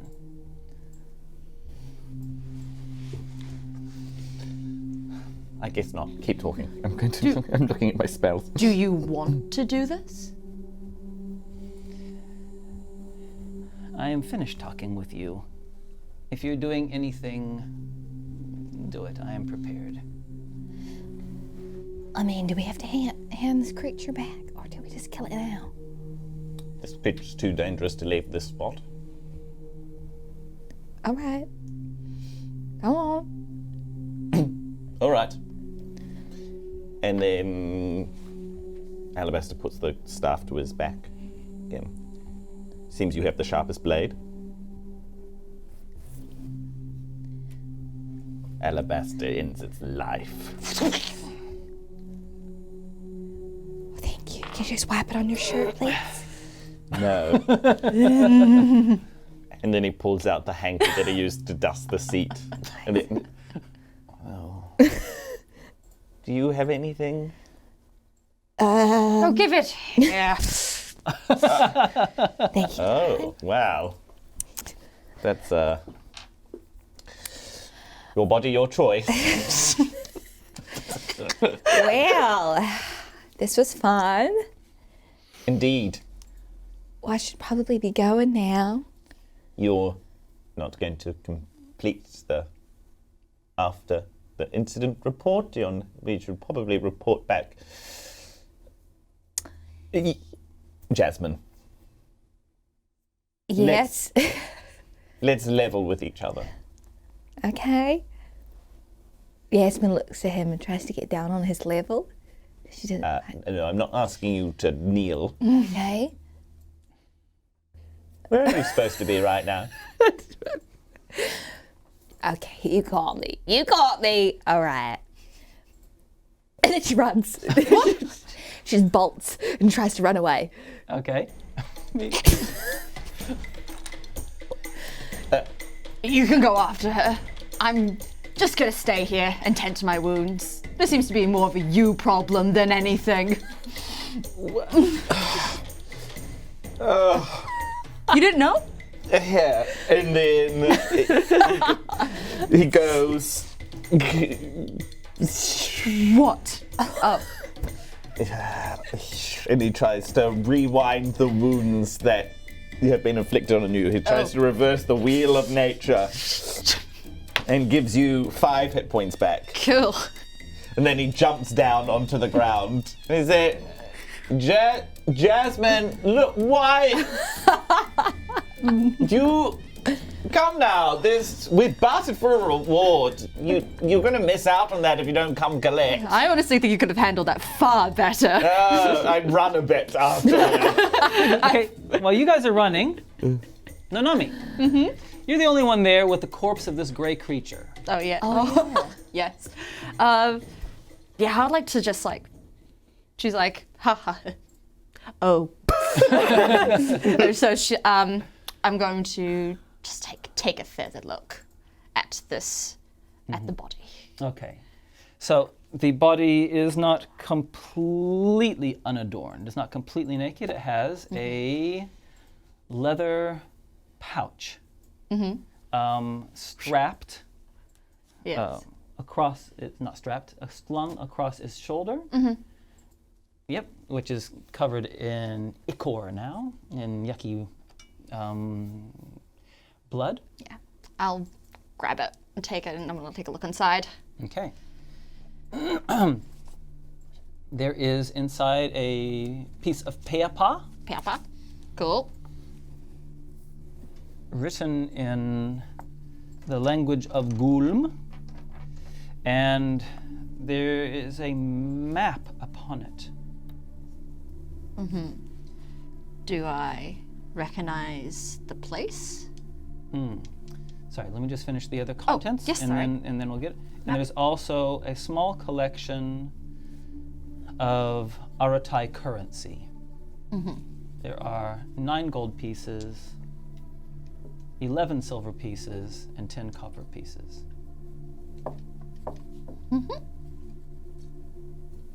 That's it. Okay. Do I recognize the place of the map? Right. So the map has some rough indications of, like, there's no aerial photography in Aratai, right? Yeah. People do not have maps. I wonder if you can read the Gulm language. We're going to just make this a base intelligence roll. That'll be an 11. Okay. You, I'm sorry, cannot tell. There's a circle drawn around part of the map, and there's a word written in the Gulm language underneath it, but you cannot read it. I'm so sorry. It's all good. Okay, meanwhile.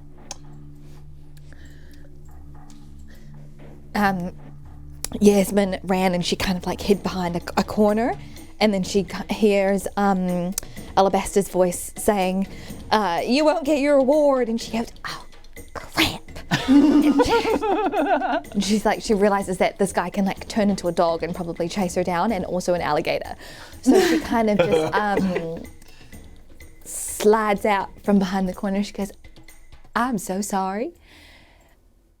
And then she was trying to think of a line. She goes, "Okay, look, I'm gonna be real with you. I own a bar in town, Beetlejuice Bar. May have heard of it, very popular. My sister Jasmine, I got her so hungover, I got her so drunk.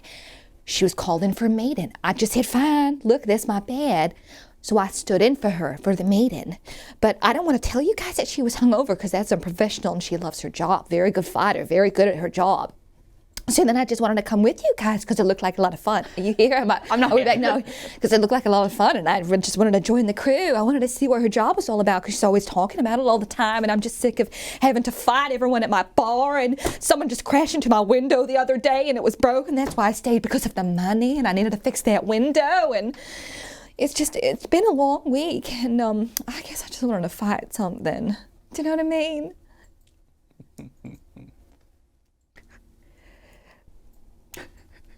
Yeah, you know what I mean.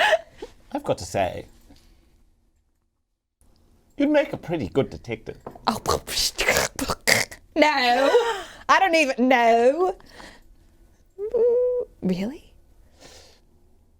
Alabaster goes back up onto the roof. Okay, great. And we are all convened back on the roof. Yeah. Oh, you're back. Yeah, sorry, honey. I just saw a rat and I just had to chase after it. What have you got there? Here. This was on the creature. I got a map, but I can't read Goom. Oh, let me see if I can read go. Can you read Goom? 13. All right, you want to have a go as well? I know that Gorm isn't in my languages, but here's what I can speak. I can speak Dwarvish, Elvish, Common, and Halfling. All right. What a flex. What a flex. So I know language. Yeah, just roll anyway. Okay. Just make a wee roll. Okay. Intelligence. Intelligence. Oh! That is a natural 20. 21. Have you got a dictionary in your bag? Fancy.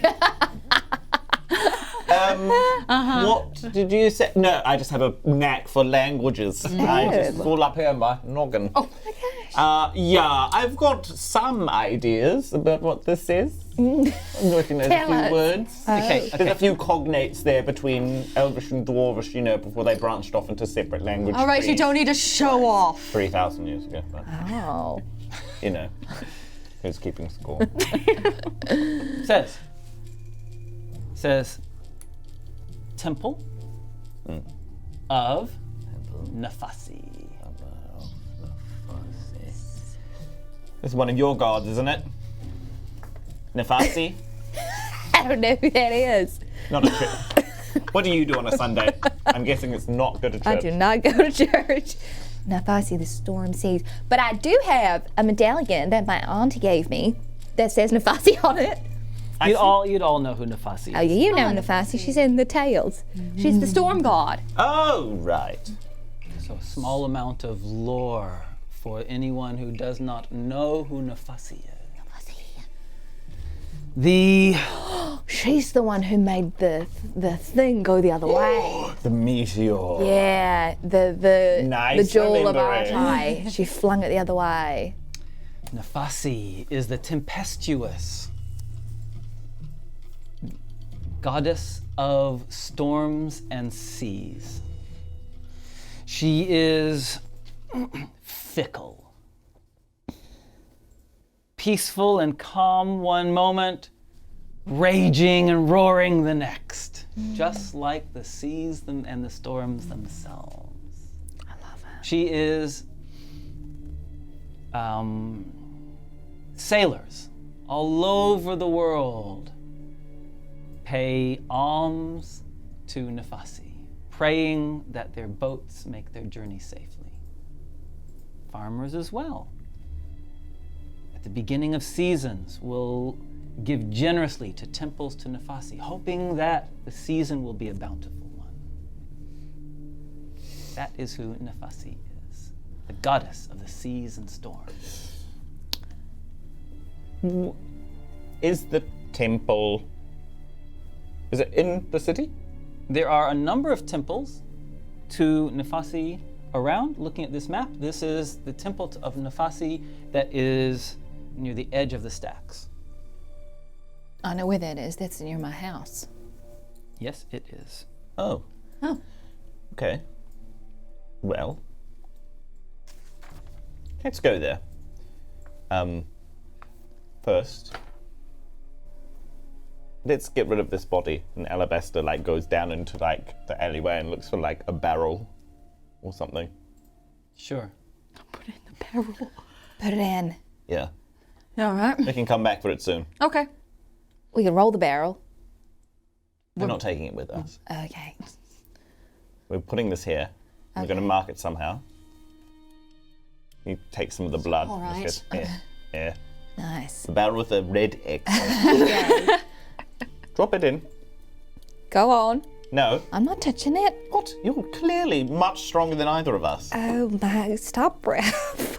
I can't resist it when someone comments on my strength. Just this one-handed move. Yeah. Yeah. That's how I do. Carried a lot of Great. kegs in my time. Just go to... Okay. All right. Okay. Beautiful. Nice. Should we go? All right, just remember the one with the red X. I'm just Red gonna put some other things on it so Nice. no child look than this. Yet no child's possibly got to go for the big red X. Don't look in this barrel. And I'm going to turn it around. There, nice, good work. So we'll never be able to find it again. Look, I'll sniff it out if I have to. You come up with a plan then. I'll just leave my sandpaper on it. All right, it's the one with the sandpaper and the big red X. Okay, great. Right. The big red All X you right. can't see with the sandpaper on. All right. Excellent. Right. Before we get off, I just need a breather. 30 minutes. Sure. Should we? How long does it take to get to that? If we were traveling on a cart, how long does it take to get to that area in the States? You'd be there in a half an hour. We'll just take the cart. The cart. What cart is that? The cart? The cart. The one that travels around town on the tours. Oh, that cart. Oh, you mean that tourist thing? Yeah, well, if we can have a break in it, and then by the time it gets past my house, it's about half an hour away. The tour cart. The tour If you're cart that- expecting me to pay for a cheap tourist trap, No, I know the guy. It's not going to cost us anything. well, sure. Just as long as it does take 30 minutes. I need a breather. Yeah. All right. Part of the job is making sure you're in the best state in which to do your job. And I'm saying I need 30 minutes. Great. Well, we'll take the cart then. Great, the cart. I'm not Cranky paying for it pants. Well, that's fine. Right. He's here. It's the tour cart. You mean your friend Aki? Yeah. Your friend Aki, who likes giving tours to people around the city That's right. and likes overcharging them? Yeah. Oh, Yeah. yeah. Okay. Yeah, okay. All right, so you go into the main street. It doesn't take long before you hear Aki's voice. Yes, this way. Oh, yes. And he's got his cart. He's got a big oxen at the front and his cart behind, and he's got some visitors behind. Oh my God. Hey, that's Aki. Great. One moment. Just wait. All right. And then I walk up to Aki and I go, oh my Aki, is that you?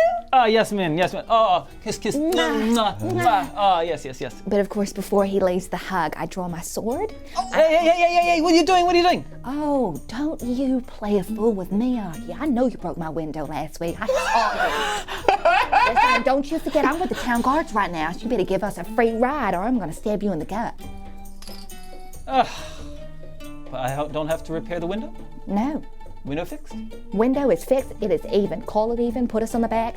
We don't pay for a thing. Hey! He turns over to the people behind. Good luck to you all! Town guards joining us. Thank you, Tom. This is Aki, my friend. Here you go. Strictly speaking, detective, so we are not town guards. But And he says to the other customers he has behind, you see, they have some blood on them. This is normal. Yeah. Absolutely nothing for you to worry about. Yeah, we've just been painting, haven't we? Big red ants. Yes, painting the town red. Hop in. Okay. Red.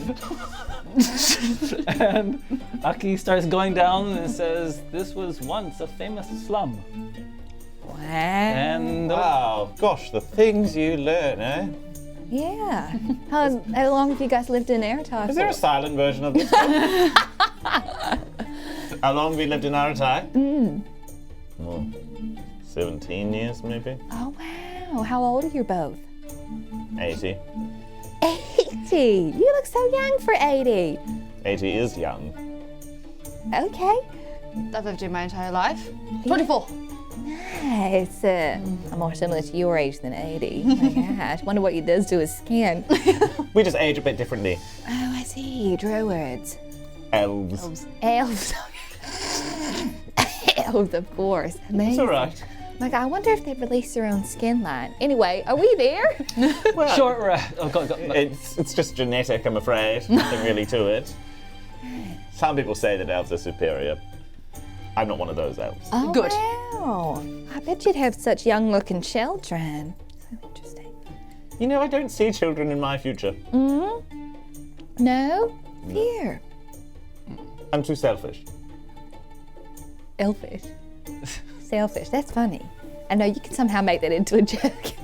Okay, all right. Short rest. Short rest. You can use hit dice to get your hit points back. Yeah. Wow. That's trick. Oh, I didn't even know it hit me. Come on, someone hit me. They wailed on us. Yeah, I'm sorry. I lost a single point. So, Crystal, you got 48. Thank you. It's the most awkward shit. I love it. It's what I live for. Wow. Double eights. Oh, Double very nice. rainbow. What And then does two it more. mean? Why are you doubling? Whoa, so you're on maximum. Nice, good I've got work. one hit die left. Nice. Hey, so Those come back, which is what I want.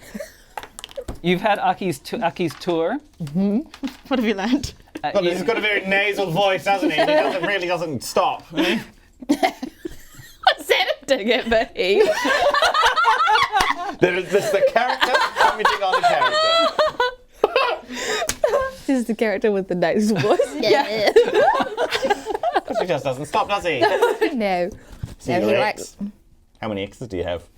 Oh, even. That's a very personal question, sir. Yes, I have to admit. Even even came a bit. No, I'm just kidding. I'm an open book. Yes, he is one of my exes. Not a good one, though. Oh. Broke my window last week. How many good ones are there? Well, there was one. Well, we don't talk about. Oh, I was about to say something so dumb. I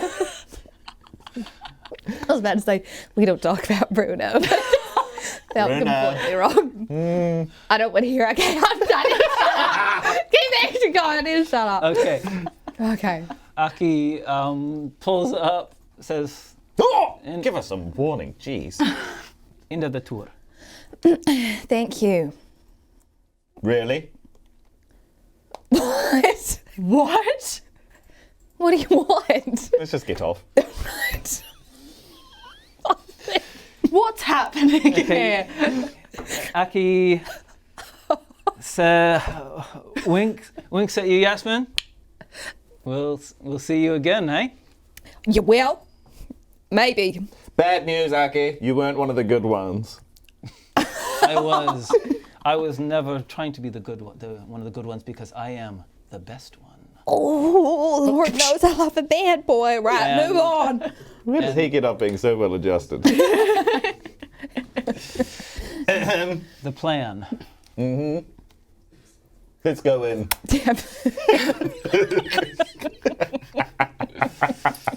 Okay. Temple to Nafasi. Yes. In the stacks, none of the temples are particularly prosperous. Not even the temples. So the, like all the other buildings, it is a stone building. It has a porch at the front of it to give some sense of gravity to it, but it's not particularly large or imposing. The double oak doors are open, ready for people to enter the temple. Should we have a look around?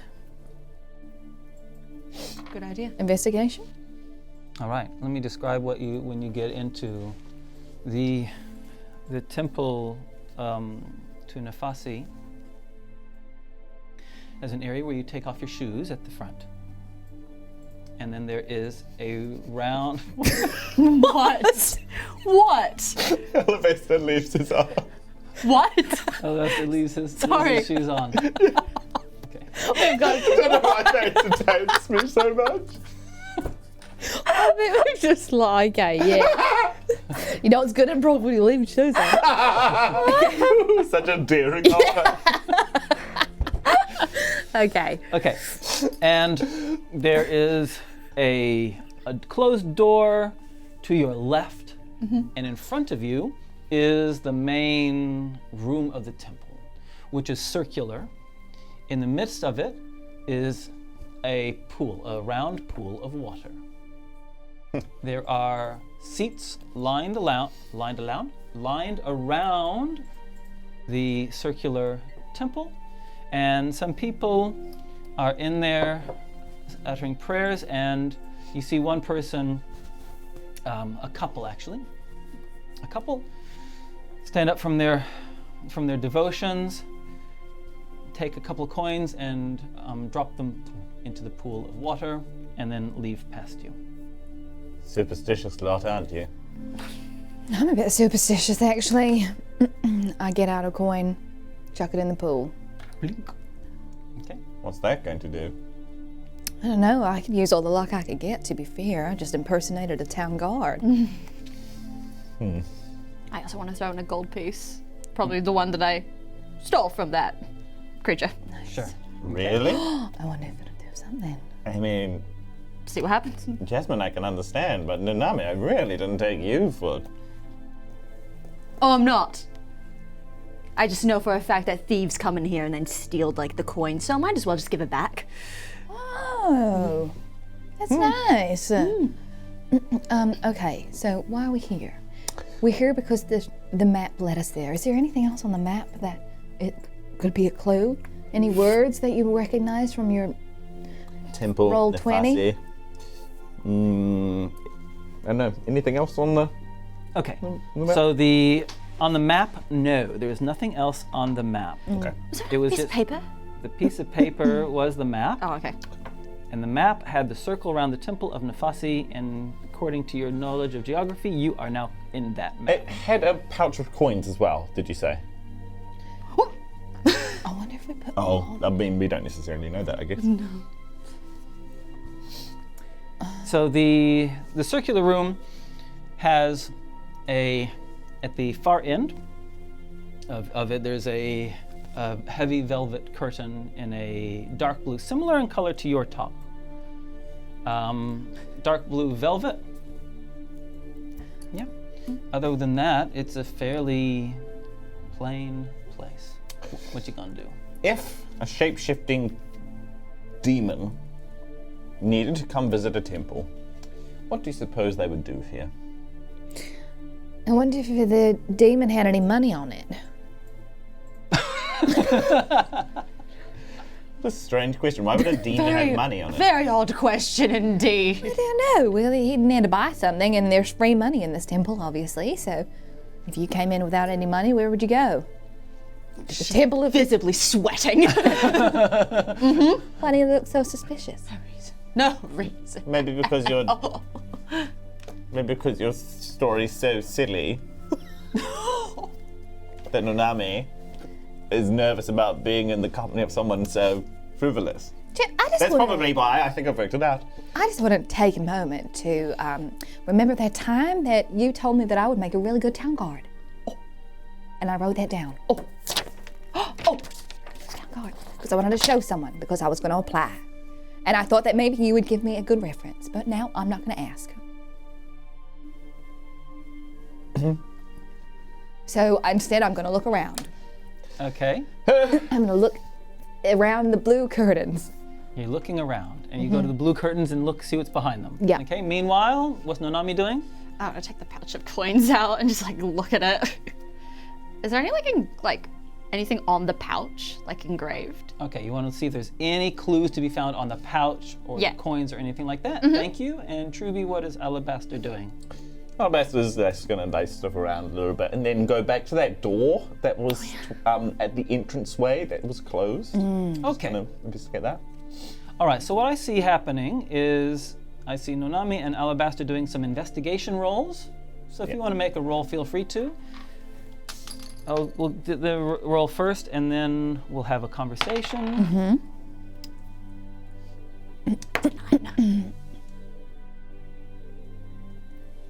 15. Okay. Hey, so Nonami, the pouch of coins has no distinguishing features. The coins themselves look like authentic, standard Aratai currency. Yasmin. You push. Well, fine, it's fine. There's a. There's a woman behind the curtains. There's a small room, which looks like it's a small room, and it looks like there's corridors going off either side around the outside of the circular temple room. You dig it? As if it was a donut. Oh, yep. You got it? Extra circle. Yeah, circle within a circle. Yeah? Yep. So, and where she is, behind this curtain, is a larger, well, still small, but a chamber that is clearly used to prepare for rituals and things like that happened within the temple. The woman turns around, and there is no sign of shock or surprise on her face. She has a very flat face. She is heavily made up, very striking makeup. You'd probably be able to count the number of people with this much makeup that you've seen on one hand. Right. She's like heavy eyeliner, very dark red lips, just heavy makeup all over. She turns to you and she has these deep billowing dress, multi-layers, that kind of swish as she turns to you. And she says, "Hello, how are you? How can I help you?" Oh, I'm so sorry. I did not realize that there would be someone back here. You are.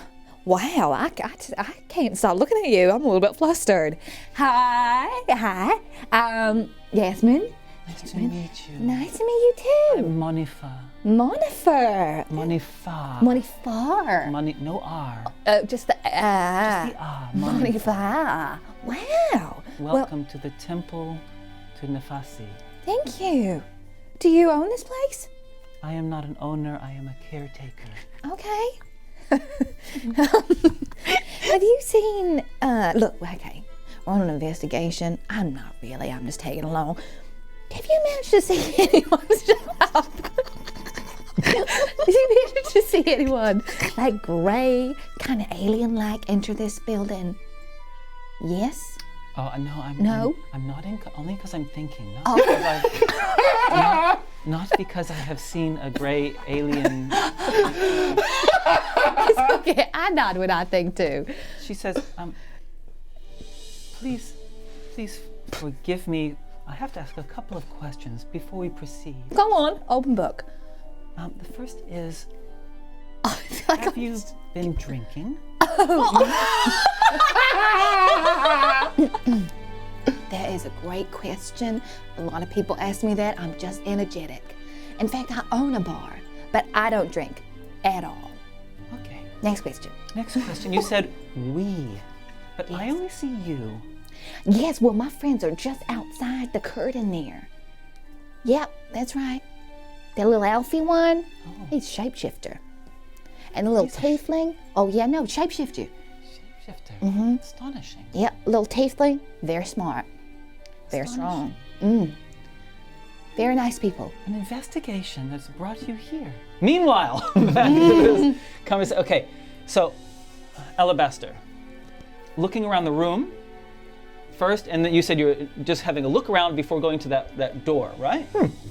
Okay, so looking around the room itself, you got an investigation roll that was pretty good from memory. 15. That's solid. That's solid. He found a Turkish delight that he kind Just on the suit. an Artesian delight. Artesian delight. No, sorry, I wouldn't help myself. Okay, the temple. This room looks as you would expect a temple to Nafasi to look. It has the typical pool in the middle. It has incense holders around it. Some of the incense has been lit to allow the winds to take it up to the gap in the ceiling, to allow it to move into the atmosphere. The chairs are the normal chairs. There's nothing that looks unusual about the prayerful people in the room or the room itself. Yep, pretty dreadful. Nothing out of place though. Door? You go to the door. Mm-hmm. The door is locked. Or barred or something. It does not open at your fingertips. Back with you, Monifa says, I believe your friend is trying to open the doorway. Oh, is that a secret door? Is it? It's not a secret door, but it is a closed door. Can we go in? You can prove that you are on Aratai business? Absolutely. Let me just go and find my badge. One moment, caller. Yasmin makes her way over to Aratai. She follows you, and her dress swishes as she walks behind you. Oh my goodness, you are just magical. Hello. Team, I've got a new friend. This is Monifa. Monifa? She's gonna get us in the door. Is she a clown? No, she's a beautiful, majestic goddess. Sorry. What were you saying? She's gonna try to get us through the door. Isn't that right, Monifa? Yes. Meanwhile, Nonami, have you been doing anything else?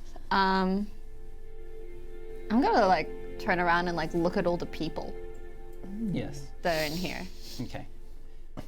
So, if you wish to make a perception roll or an insight roll, whichever one you prefer.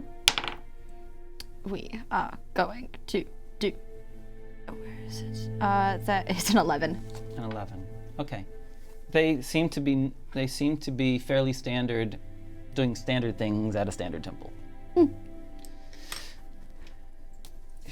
You wish to see what is behind the door? Yes. Okay. She pulls out a key, a large key, unlocks it. The door opens. It has been well oiled. And you enter a arching passageway that kind of follows along the side. It says, yes, please come. You may, I hear you're on an investigation. You may. Yes, come. Yeah. Okay. Right. I was just telling Monfort that we saw the alien, and I don't think she's seen him here. Isn't that right, Monifa? I have not seen anything here. Theoretically, it was bound here, bound for here, and then we stopped it. You think some creature was coming here? Possibly. Yeah, he had a map on him with your Had? What? Oh, we killed him. Don't worry. You killed the creature. Oh, what a relief. That's right. But he had circled on his map to come here, Yeah. and that's why we're here. we just want to make sure everything's okay. We're just trying to think of why he could possibly want to do that. Who are you? Manifa. Great. And what are you? You know, short role, description. I am priestess of Nafasi. Priestess of Nafasi. You're not important, are you? No, I mean, this is a simple temple for simple people. We are holding, though, around our temples, we have a rotation where we pass from temple to temple a relic of Nafasi, and it is our turn to hold that relic. And you've got it now. It's down below. Can we see it? We don't usually let people see the relic. I hear you, Monifer. Like, what an important job to try and protect this relic, you know? And of course, these guys also have important jobs because they're going to protect you. And to protect you, they need to also protect the relic. Do you know what I'm saying? I see the logic, yes. And the threat's gone, right? The threat's gone. So we're just here to make sure that everything's okay.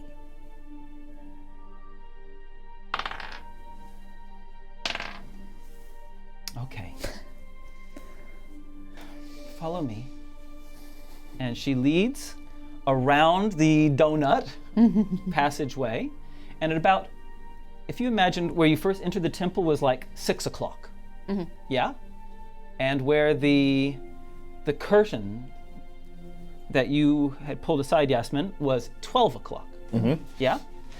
Going around from 6 o'clock, 7 o'clock, around at 9 o'clock on the clock, there are some stairs which lead down. Gotcha. It is dark, so she lights a lantern and says, it's just down here. And she starts walking down. She says, it's very old and it's fragile, so I don't really want you to handle it. I want you, if possible. And she starts walking down the stairs and beckons you to follow her. Jasmine. I know this is Monique thinking right now. This is just Monique. Monique saying, shoes? Sandals? Oh, you're thinking of sandals? And then she goes back, yeah, anyway. We're gonna follow her? We are.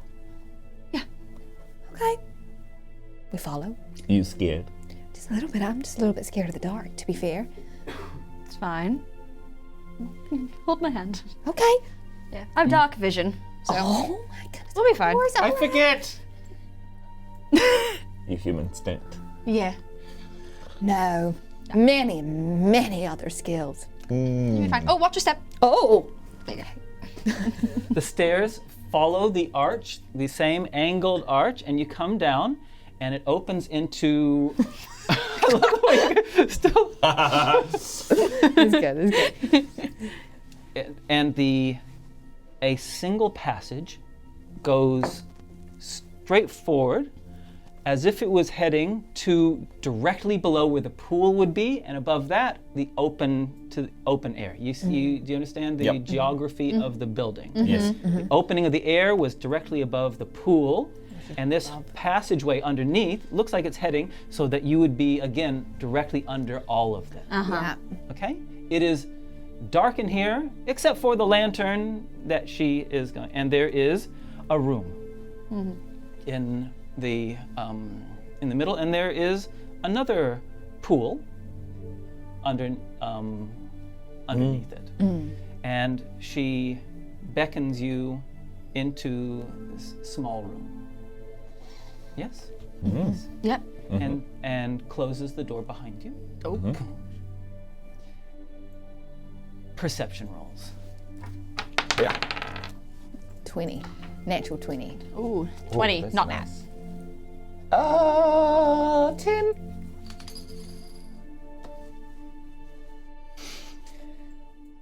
Nonami. Smells of sulfur in here.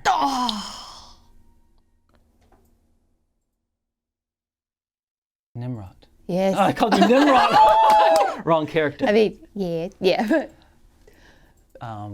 Yasmin. Yes. That pool, even with your poor eyesight, the water in that pool that's right in the middle of this room is not water. It is some kind of black tarish. And there is something moving inside it. And behind you, you hear a plank of wood slide as the door behind you is barred. Monifer. And she is the one that has put the bar down. Oh, that snaky little made-up creature. I think we should describe the room here. If you could clear that, please. In the middle of the room, I like these pools. is a stone pool with some kind of black liquid. If you guys can complete the circle, please. The only thing is the hallway leading from behind. Nice. There we go. Make it pretty. Okay, you can put yourselves wherever you want to be in that room. I know that this looks like the Queen of Aratai. Right, but this is Monifa. I'm going to remove this door. We're going to imagine that the door is there because I do not want the door to obstruct our vision. Do you know what we'll do? What? Let's swap it around. Do you want to Nice. Oh yeah, nice. And then that way, everything is visible. Let's go here. And Monifa utters some words, and out of the pool, a vapor billows out. Everyone make a Constitution saving throw. Oh, naughty. Oh, that's a nat 1. 7. 20. The most nauseating sense comes over you. For the next round, you can do nothing but retch, nothing at all. Seeing that you are not affected, she turns towards you. And says, Tila, I have brought you some more souls. And she starts in some kind of incantation. But your initiative is faster. Right. So he pulls from his back his quarterstaff. And walks up to her. And says, hey, take that look off your face. Casual. Come on. Oh, 16. 16's gonna hit her for sure. Grah. 5. And does his staff like cooked in makeup at the end? Just a little bit of a foundation on the end of his staff. I'm sorry. Yeah. You can do nothing. Yeah, both Yasmin and Nonami can do nothing but retch. Okay. This turn, you can make another Constitution saving throw to try to counter it. Okay. That is a 19. 19, okay, you'll be okay at the end of the round? 20. Great, excellent. She finishes her incantation, and suddenly her figure changes, and there are all of a sudden 5 of her. And she walks between you all 5 of her walk between you and stand on the lip Oh my god. of the pool. In the pool, there is definitely something moving. And she, as her bonus action, starts an incantation. But there's 5 of her, and they've all lifted up her hands. All 5 of them lift up her hands as she starts an incantation. I will just show you the beginning of, you can see horns start to emerge. Large horns start to emerge from it. All right. Oh, hang on. Do I have to have a long rest to get my action surge back? No. No. It's short rest. Woo! Let's go! No, not me. Oh, no, sorry. Alabaster. So, he sees 6 of her performing this incantation. Yes.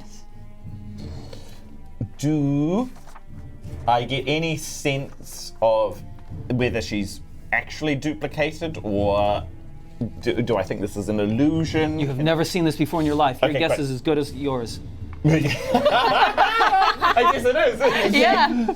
He runs up and jumps on the side of the pool, hiya, and strikes at this monifer. Okay, go ahead. Hiya! It is a 22. 22. Great. Well, that's a hit. Yes, great. Hit him. Here comes some damn. 8. Some damn. Damn. Sorry. Do you want me to cover for you? Yes. Okay. Oh, and, come on. He grips his quarterstaff in 2 hands. The aura of nature. Okay, what did you roll? A 22 A to 22. hit. A 22 to hit, but 8 damage. Okay.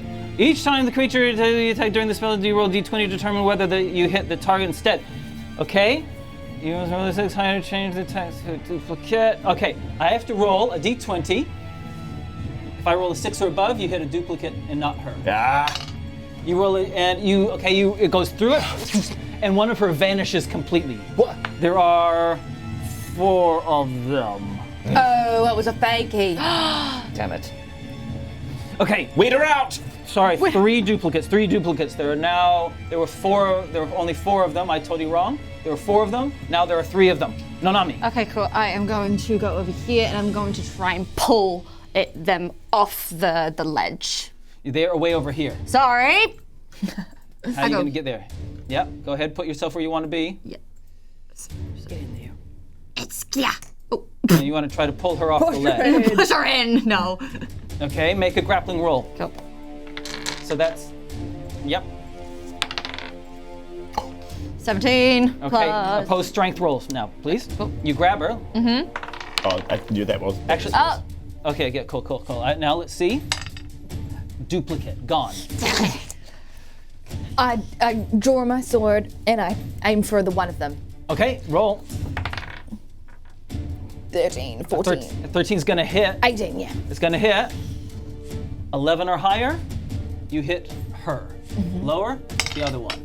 You hit her. Yes. Roll damage. 1d8. 2, 5, 6, 7, 8, 9. 9. I get to add all these points now. Exciting. Great. Feel. Very exciting. I feel strong. And she,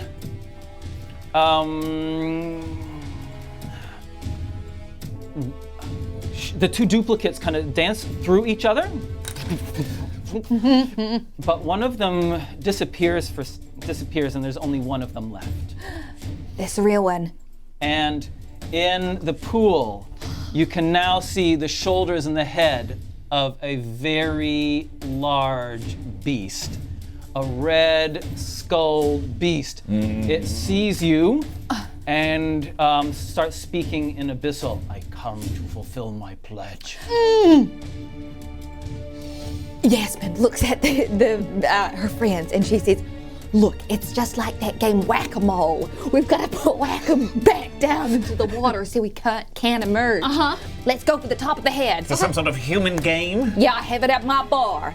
So there's humans, and they come out of holes, and you use hammers, and you smack them back down. Okay. Right. Yeah, Moles or humans? humans, but called moles. I see. Yeah, you know, those spies, moles. No one likes a mole. I see. All right, here we go. It's an anti-spy game. I can get on board with that. And the sound of her continuing this incantation continues. I want all of you to make perception rolls, please. I would love to. 8. 18. 18. Okay, great.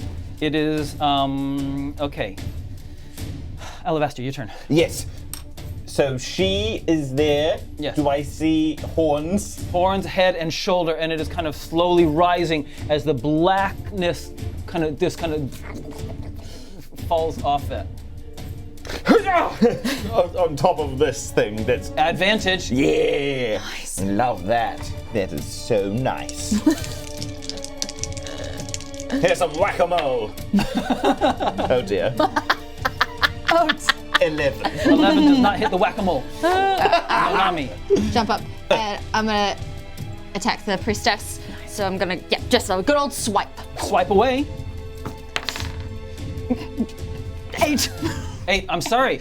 You're just off put by getting off, and you miss. I get on this side here. 1, 2, 3, 4. I turn around. I aim, and how is it? Would it be too close in No, that's range? good. Okay, I aim a crossbow. Crossbow. Yeah, Go for it. Go for the eyeballs. Okay, you get a +4 with the crossbow from memory. 15, 16, 17, 18, 19. And it goes straight through her, and she is gone. Oh, I was actually aiming for the beast, but I. Oh, you want to- No, that's fine. That's fine. That's fine. Finger away. Happy accident. She needed to leave. But the sound of her incantation is still there. What the heck? And the beast is now, you can see the top of its triceps and the top of its pectorials as it's coming out, and its abdomen. I'm gonna put the full thing there so you can see it in all its glory as it starts coming out. And your perception rolls is why I wanted you to do this. You are certain that the sound of the incantation of her voice is from somewhere on this side of the room. She just peered herself. That was one of her mysticals. Alabaster! She's got a Yui boom in the room. I'll find her. Okay. 1, 2, 3, 4. And then he kind of swirls his quarterstaff around, and then he plumps into the ground and casts Thunderwave. Whoa! And he sends it here. He just fills this square. That's good. She being me, hadn't considered that as an option. Monica didn't, but he did. Yes. Monica did. Okay. Dex save, is it, or con save? Con save, right? Constitution. She is not good at. And she gets a 1. Yes! I'm going to allow you to take an extra dice damage. Oh, yeah. Oh, that thunder though. It's nice. Can I please have one of your D8s? Yeah. Thank you. That's a D8. I can see it. I'm just going to take it. Great, so that is one of my spells. And here we go! By the booming thunder, I smite thee! 10. Okay, she has to make a constitution. She has to make a concentration. Yeah, you do. She's Let's up see. here. I think she does, right? With invisibility? With invisibility, do you have to? Quick check. Oh, if she... Do you know? I don't know if it's a concentration spell or not. I'm not sure either. I'm going to strictly check. I hate using the books, but we're trying concentration up to an hour. Okay. So she takes. Yeah, so that was 10 points of damage.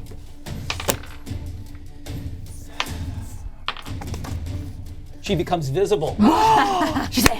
I'm going to give you an inspiration for that.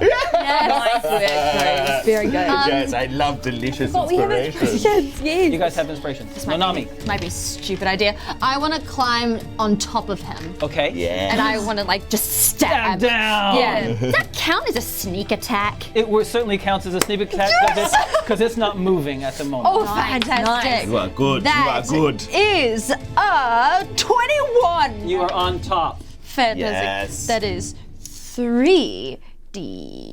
Can I get a d6, my doll? Yes. Here. Thank you. Plus 1. That is 11. 11. Whoa. Is that plus your dex modifier? Yes. You've added, okay, 11. Great. Do you know what? Plus, 12 actually. Oh, Plus two. so sorry. 12. Do you know what? You plunge it down. Its skin is so hard, your blade just kind of slips off of it. Mm-hmm. The cut is just tiny. Oh, this is magic, isn't it? Okay, I see what's gone on here. I have my crossbow and I aim it into the beast's eyeball. Okay. Yeah. Boing! You have advantage because Wow. it's not really able to do anything while it's appearing in this plane. Notice me on top. 21, 21. 7, 8, 9, 10, no, 9. 9. Okay, so it kind of hits and just falls out. Her turn. If I use a crossbow with one arm, does that count as one-handed dueling? Just checking. But No. just a sword, just a No, sword. sword. Okay, One-handed this is the melee. thing, yeah. Oh, that's such a cool. Yeah. Good try. Oh, okay. Good try. Love the Just checking. spirit. Pew. If So, I use a crossbow? Monifa. Yeah. Oh, yeah. Monifa.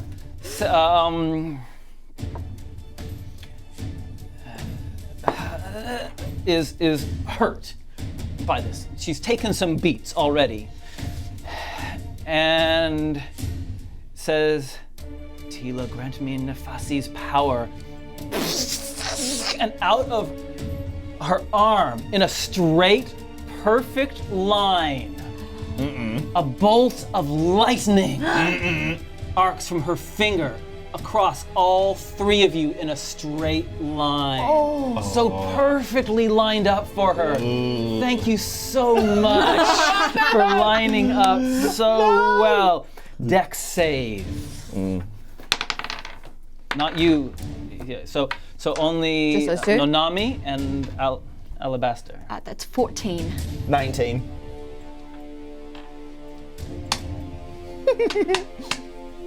The 19 succeeds. The 14 is what you needed. You got me. So you only take half of 8d6 damage.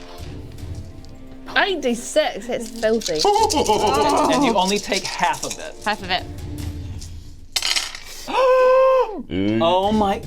Oh my goodness. That is a lot of numbers. Oh my gosh. That was a 5. Yeah. 20, 31, 35, divided by you two each. 17. 17 damage each. Are you up? Yeah. Yeah.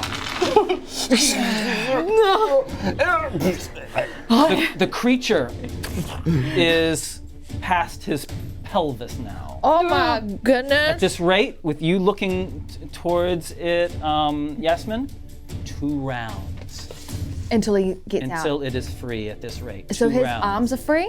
Its arms are free, but it doesn't seem to be responding. It's kind of like it's asleep or something, other than it's saying some words. It's like it's not moving.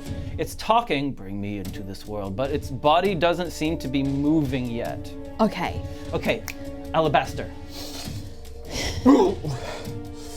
And then Alabaster is just eyes turn yellow as he looks back at her.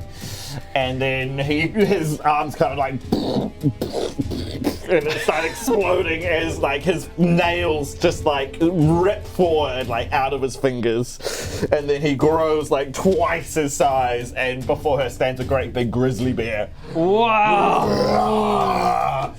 And Is that a large or medium? it is I think it's a large creature. Oh,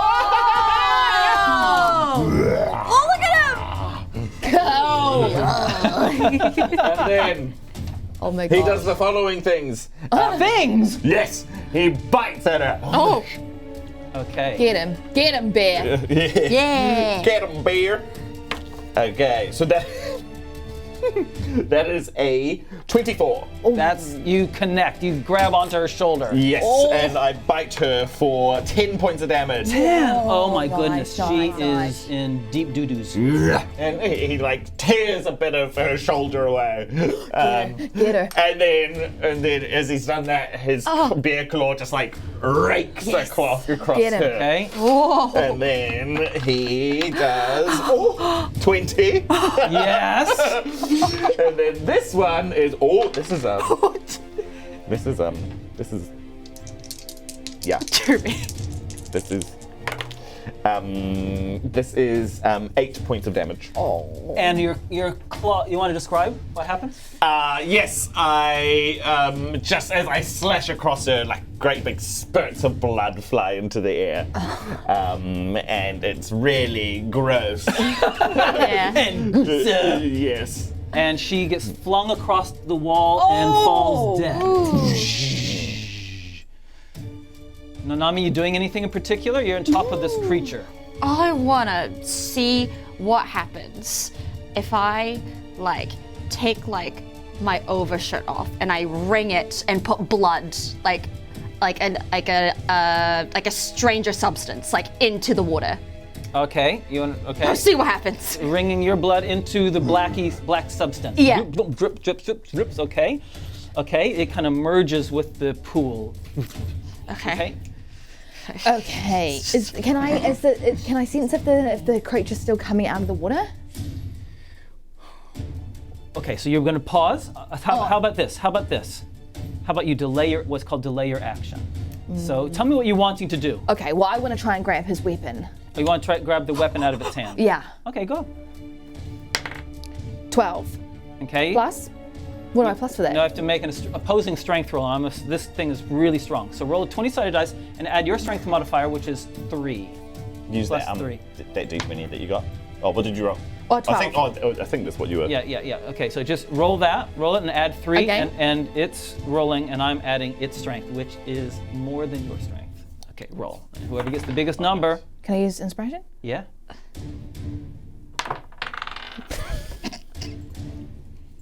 I get a 21. Oh, cool. I got an 11. I'm sorry, it's just way too strong. Okay. And the moment the woman dies, hits the ground, the pool of swirling liquids just stops, and he vanishes. Oh, I'm in. Nonami, you fall into the pool of water unless you make some kind of crazy acrobatics-y roll. Okay, crazy acrobatic roll. That is a 16. You make a crazy acrobatic-y roll. She's like, before it's like, flip, blah. And the threat is gone. Not quite. There's that huge Bear in the room. Yeah, he's got bloodlust. He's like, I turn around, I'm like, down, boy, down. Down, good. Pet. I just pet any animal that you become. And you just calm down. Yeah, good. Welcome back. Oh, I'm you. Welcome back. wow. That was quite something. I'm gonna try and steal her makeup. Okay. What the heck? Everyone's still alive? I'm alive. I'm alive. Great. Oh, scary music. We should go. Did you hear that scary music? Can I quickly raid Monifa's body? Yeah, sure. Get her. What's in there? So, Monifa has on her some books, a couple books. A couple books. Book. And she has a one of those books is written in with kind of magical inscriptions on it, in it. And the other looks to be a religious tome. She's not carrying money on her. Oh. She's got some pretty rings, though. Get the rings. Is at any point, it looks like this is just the only room that we could have accessed on this path, is it? Yeah. Okay, cool. So, am I right to believe that the two goddesses have teamed up? Are they sisters? So, Tila is is male, Oh, yep, gotcha. but just other than that, no, these ones are not. They're not sisters. siblings? They're not siblings. No. Nafasa and Tila. Did she? Treachery and the storm goddess. They seem to have been working together. Are you talking about how this priestess channeled the power of Nafasi and beseeched Tila? That is strange. How does that work? I haven't the foggiest. The books? What did you find? Magic, religion. Oh, Go okay. crazy. Gimme. You can keep that one. The religious tome has a number of Nafasi rituals in it, written out, but added later. There's some pages that have been written at the end, but they look using some kind of code or something. They're not usual normal Aratai language. Well, aren't you a clever clogs? The magic one? The magic one has a whole bunch of magic in it. Nice. Nice. Go figure. Snap. Well, it definitely seems like these temples are under siege of some kind of bad power. Yeah, this was sitting beneath the temple with the knowledge of this woman, the priestess. Is she who she says she is? Good question. She didn't seem to be lying. Maybe she was overtaken. She was wearing a lot of makeup. She could be hiding something. What happens if we Take off the makeup. take off the makeup? All right, take off the makeup. Okay, so we dab the end of her dress in the black. In the yucky stuff. Oh and my then god. rub it on her face. The stuff in the black pool is not normal liquid. It doesn't actually even attach to your clothes. It's more like ether or some kind of weird stuff. Okay. I mean, you've heard of black liquidy, gassy stuff before, right? Yeah. Yeah. It's not gonna work. It's black, liquidy, gassy stuff. Oh, Do you know what I got a bit of makeup remover in my bag? do you? No, it's alcohol. Oh. That'll work. Sure. Let's hope. Yep. We rub some alcohol on the end of her dress and wipe off her makeup. Yeah. She underneath the makeup. Fudge is a completely different fish. Underneath the makeup. Catfish. It's actually an ogre. Oh! Oh my I'm goodness. still waiting for it to be Sergeant Penray. When you said that, I was like, I knew it. Hey, look. I'm sorry. She's just wearing a lot of makeup. That's fine. So there are people within positions of power in our very city that are part of this. Of course there are. Just like Well, it wasn't that obvious to me. Just like in every place, there's always hidden darkness around. What do we do? This is the end of the line. Okay. We've answered a lot of questions, but unfortunately found a lot more. That's good. That's a good day's work. Should we go report back to the boss? Do we bring her with us? Yeah. We're going to take her, and we're going to take... The barrel? Go back to the barrel. Get the back to barrel. Okay. How are we going to know which one it is? Sandpaper. X. Can't see it though. Nice. Exactly. Right. Okay.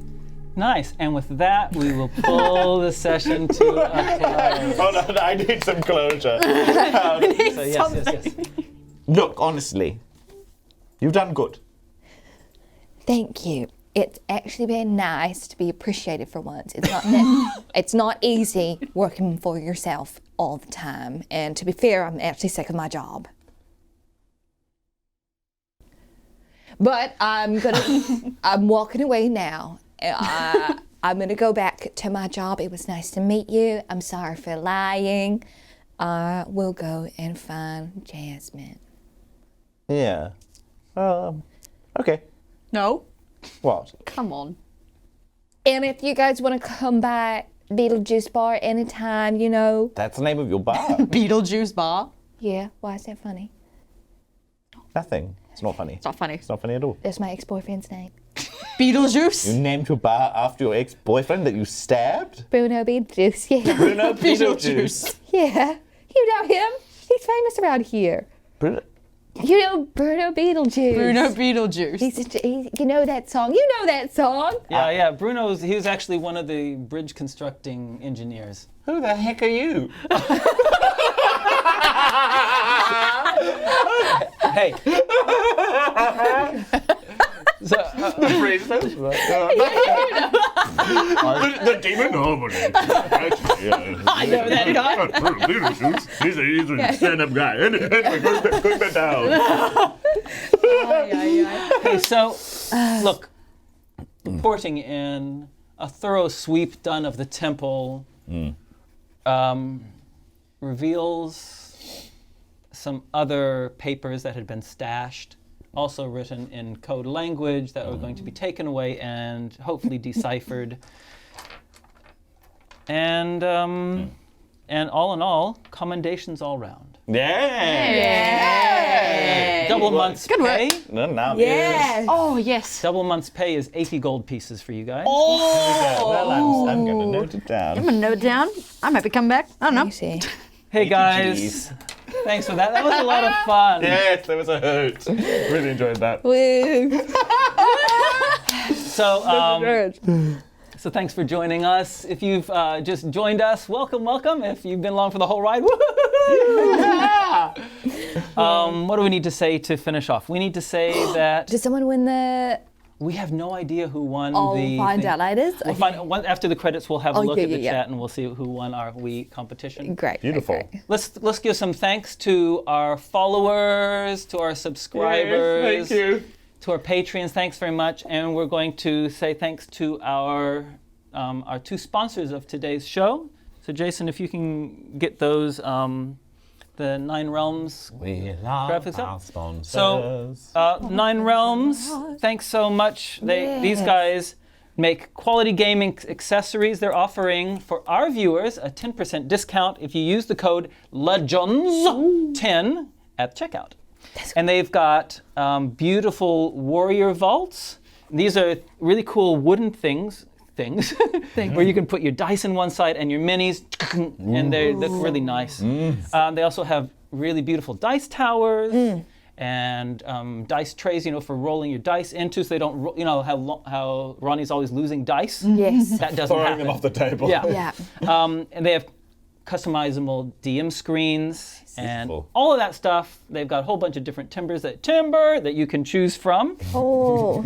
And they do bundles at discounts. And as I mentioned before, the discount for our viewers, an extra 10% from anything. Just use that Legenz10 at checkout. That's cool. And Nine Realms. Let's show our other sponsor, Bespoke Boutique. Yes.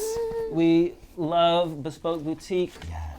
Thanks for doing the giveaway, where whoever won the competition of making an Aratide guard, I congratulations. can't wait to look at I it. want to see that. Yeah, I'm excited. They're beautiful journals, aren't they? Yeah. Gorgeous. And Amazing. there's special pages as well. Look, you got your character information. And extra stickers they give you. They give you, I love stickers. Yeah.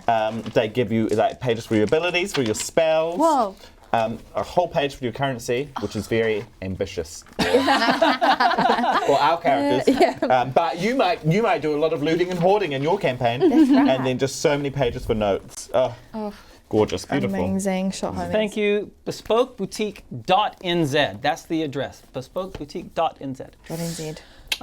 Last thing to mention is our marathon that we've got coming up. Oh my word. And as we mentioned at the beginning, it's only in 3 weeks' time. The weekend of, depending if you're in the Northern Hemisphere or the Southern Hemisphere, August 5, 6, 7. So if you're in the Northern Hemisphere, it starts on the Friday night and goes through to the end of Saturday night. And if you're here in New Zealand or Australia, it starts on Sunday and ends Sunday afternoon. And we've got some really cool guests confirmed lined up with us. We've got Yes. Robert Hartley GM, we've got Dead Aussie Gamer, we've got the Unexpectables. Boom. We've got 2 wonderful people from Dork Tales. Yes. We've got Sensei Suplex. Yes. And we've got Nerds with Friends. That's a lot of That's people. lit. So many great people. That's lit. So please join us in 3 weeks. Yay. Okay, what's the last thing we need to say? You go. So, encourage people at home who have never played D&D before. Encourage them to play it. Go. If you liked this, and you've never played D&D, why not start now? Yeah. It's so much fun. And you get to hang out with amazing people. Yeah. Get it, Crystal. Yay. That's right, Crystal. Hey. And Crystal, congratulations. Yay. Thank you so much. You survived.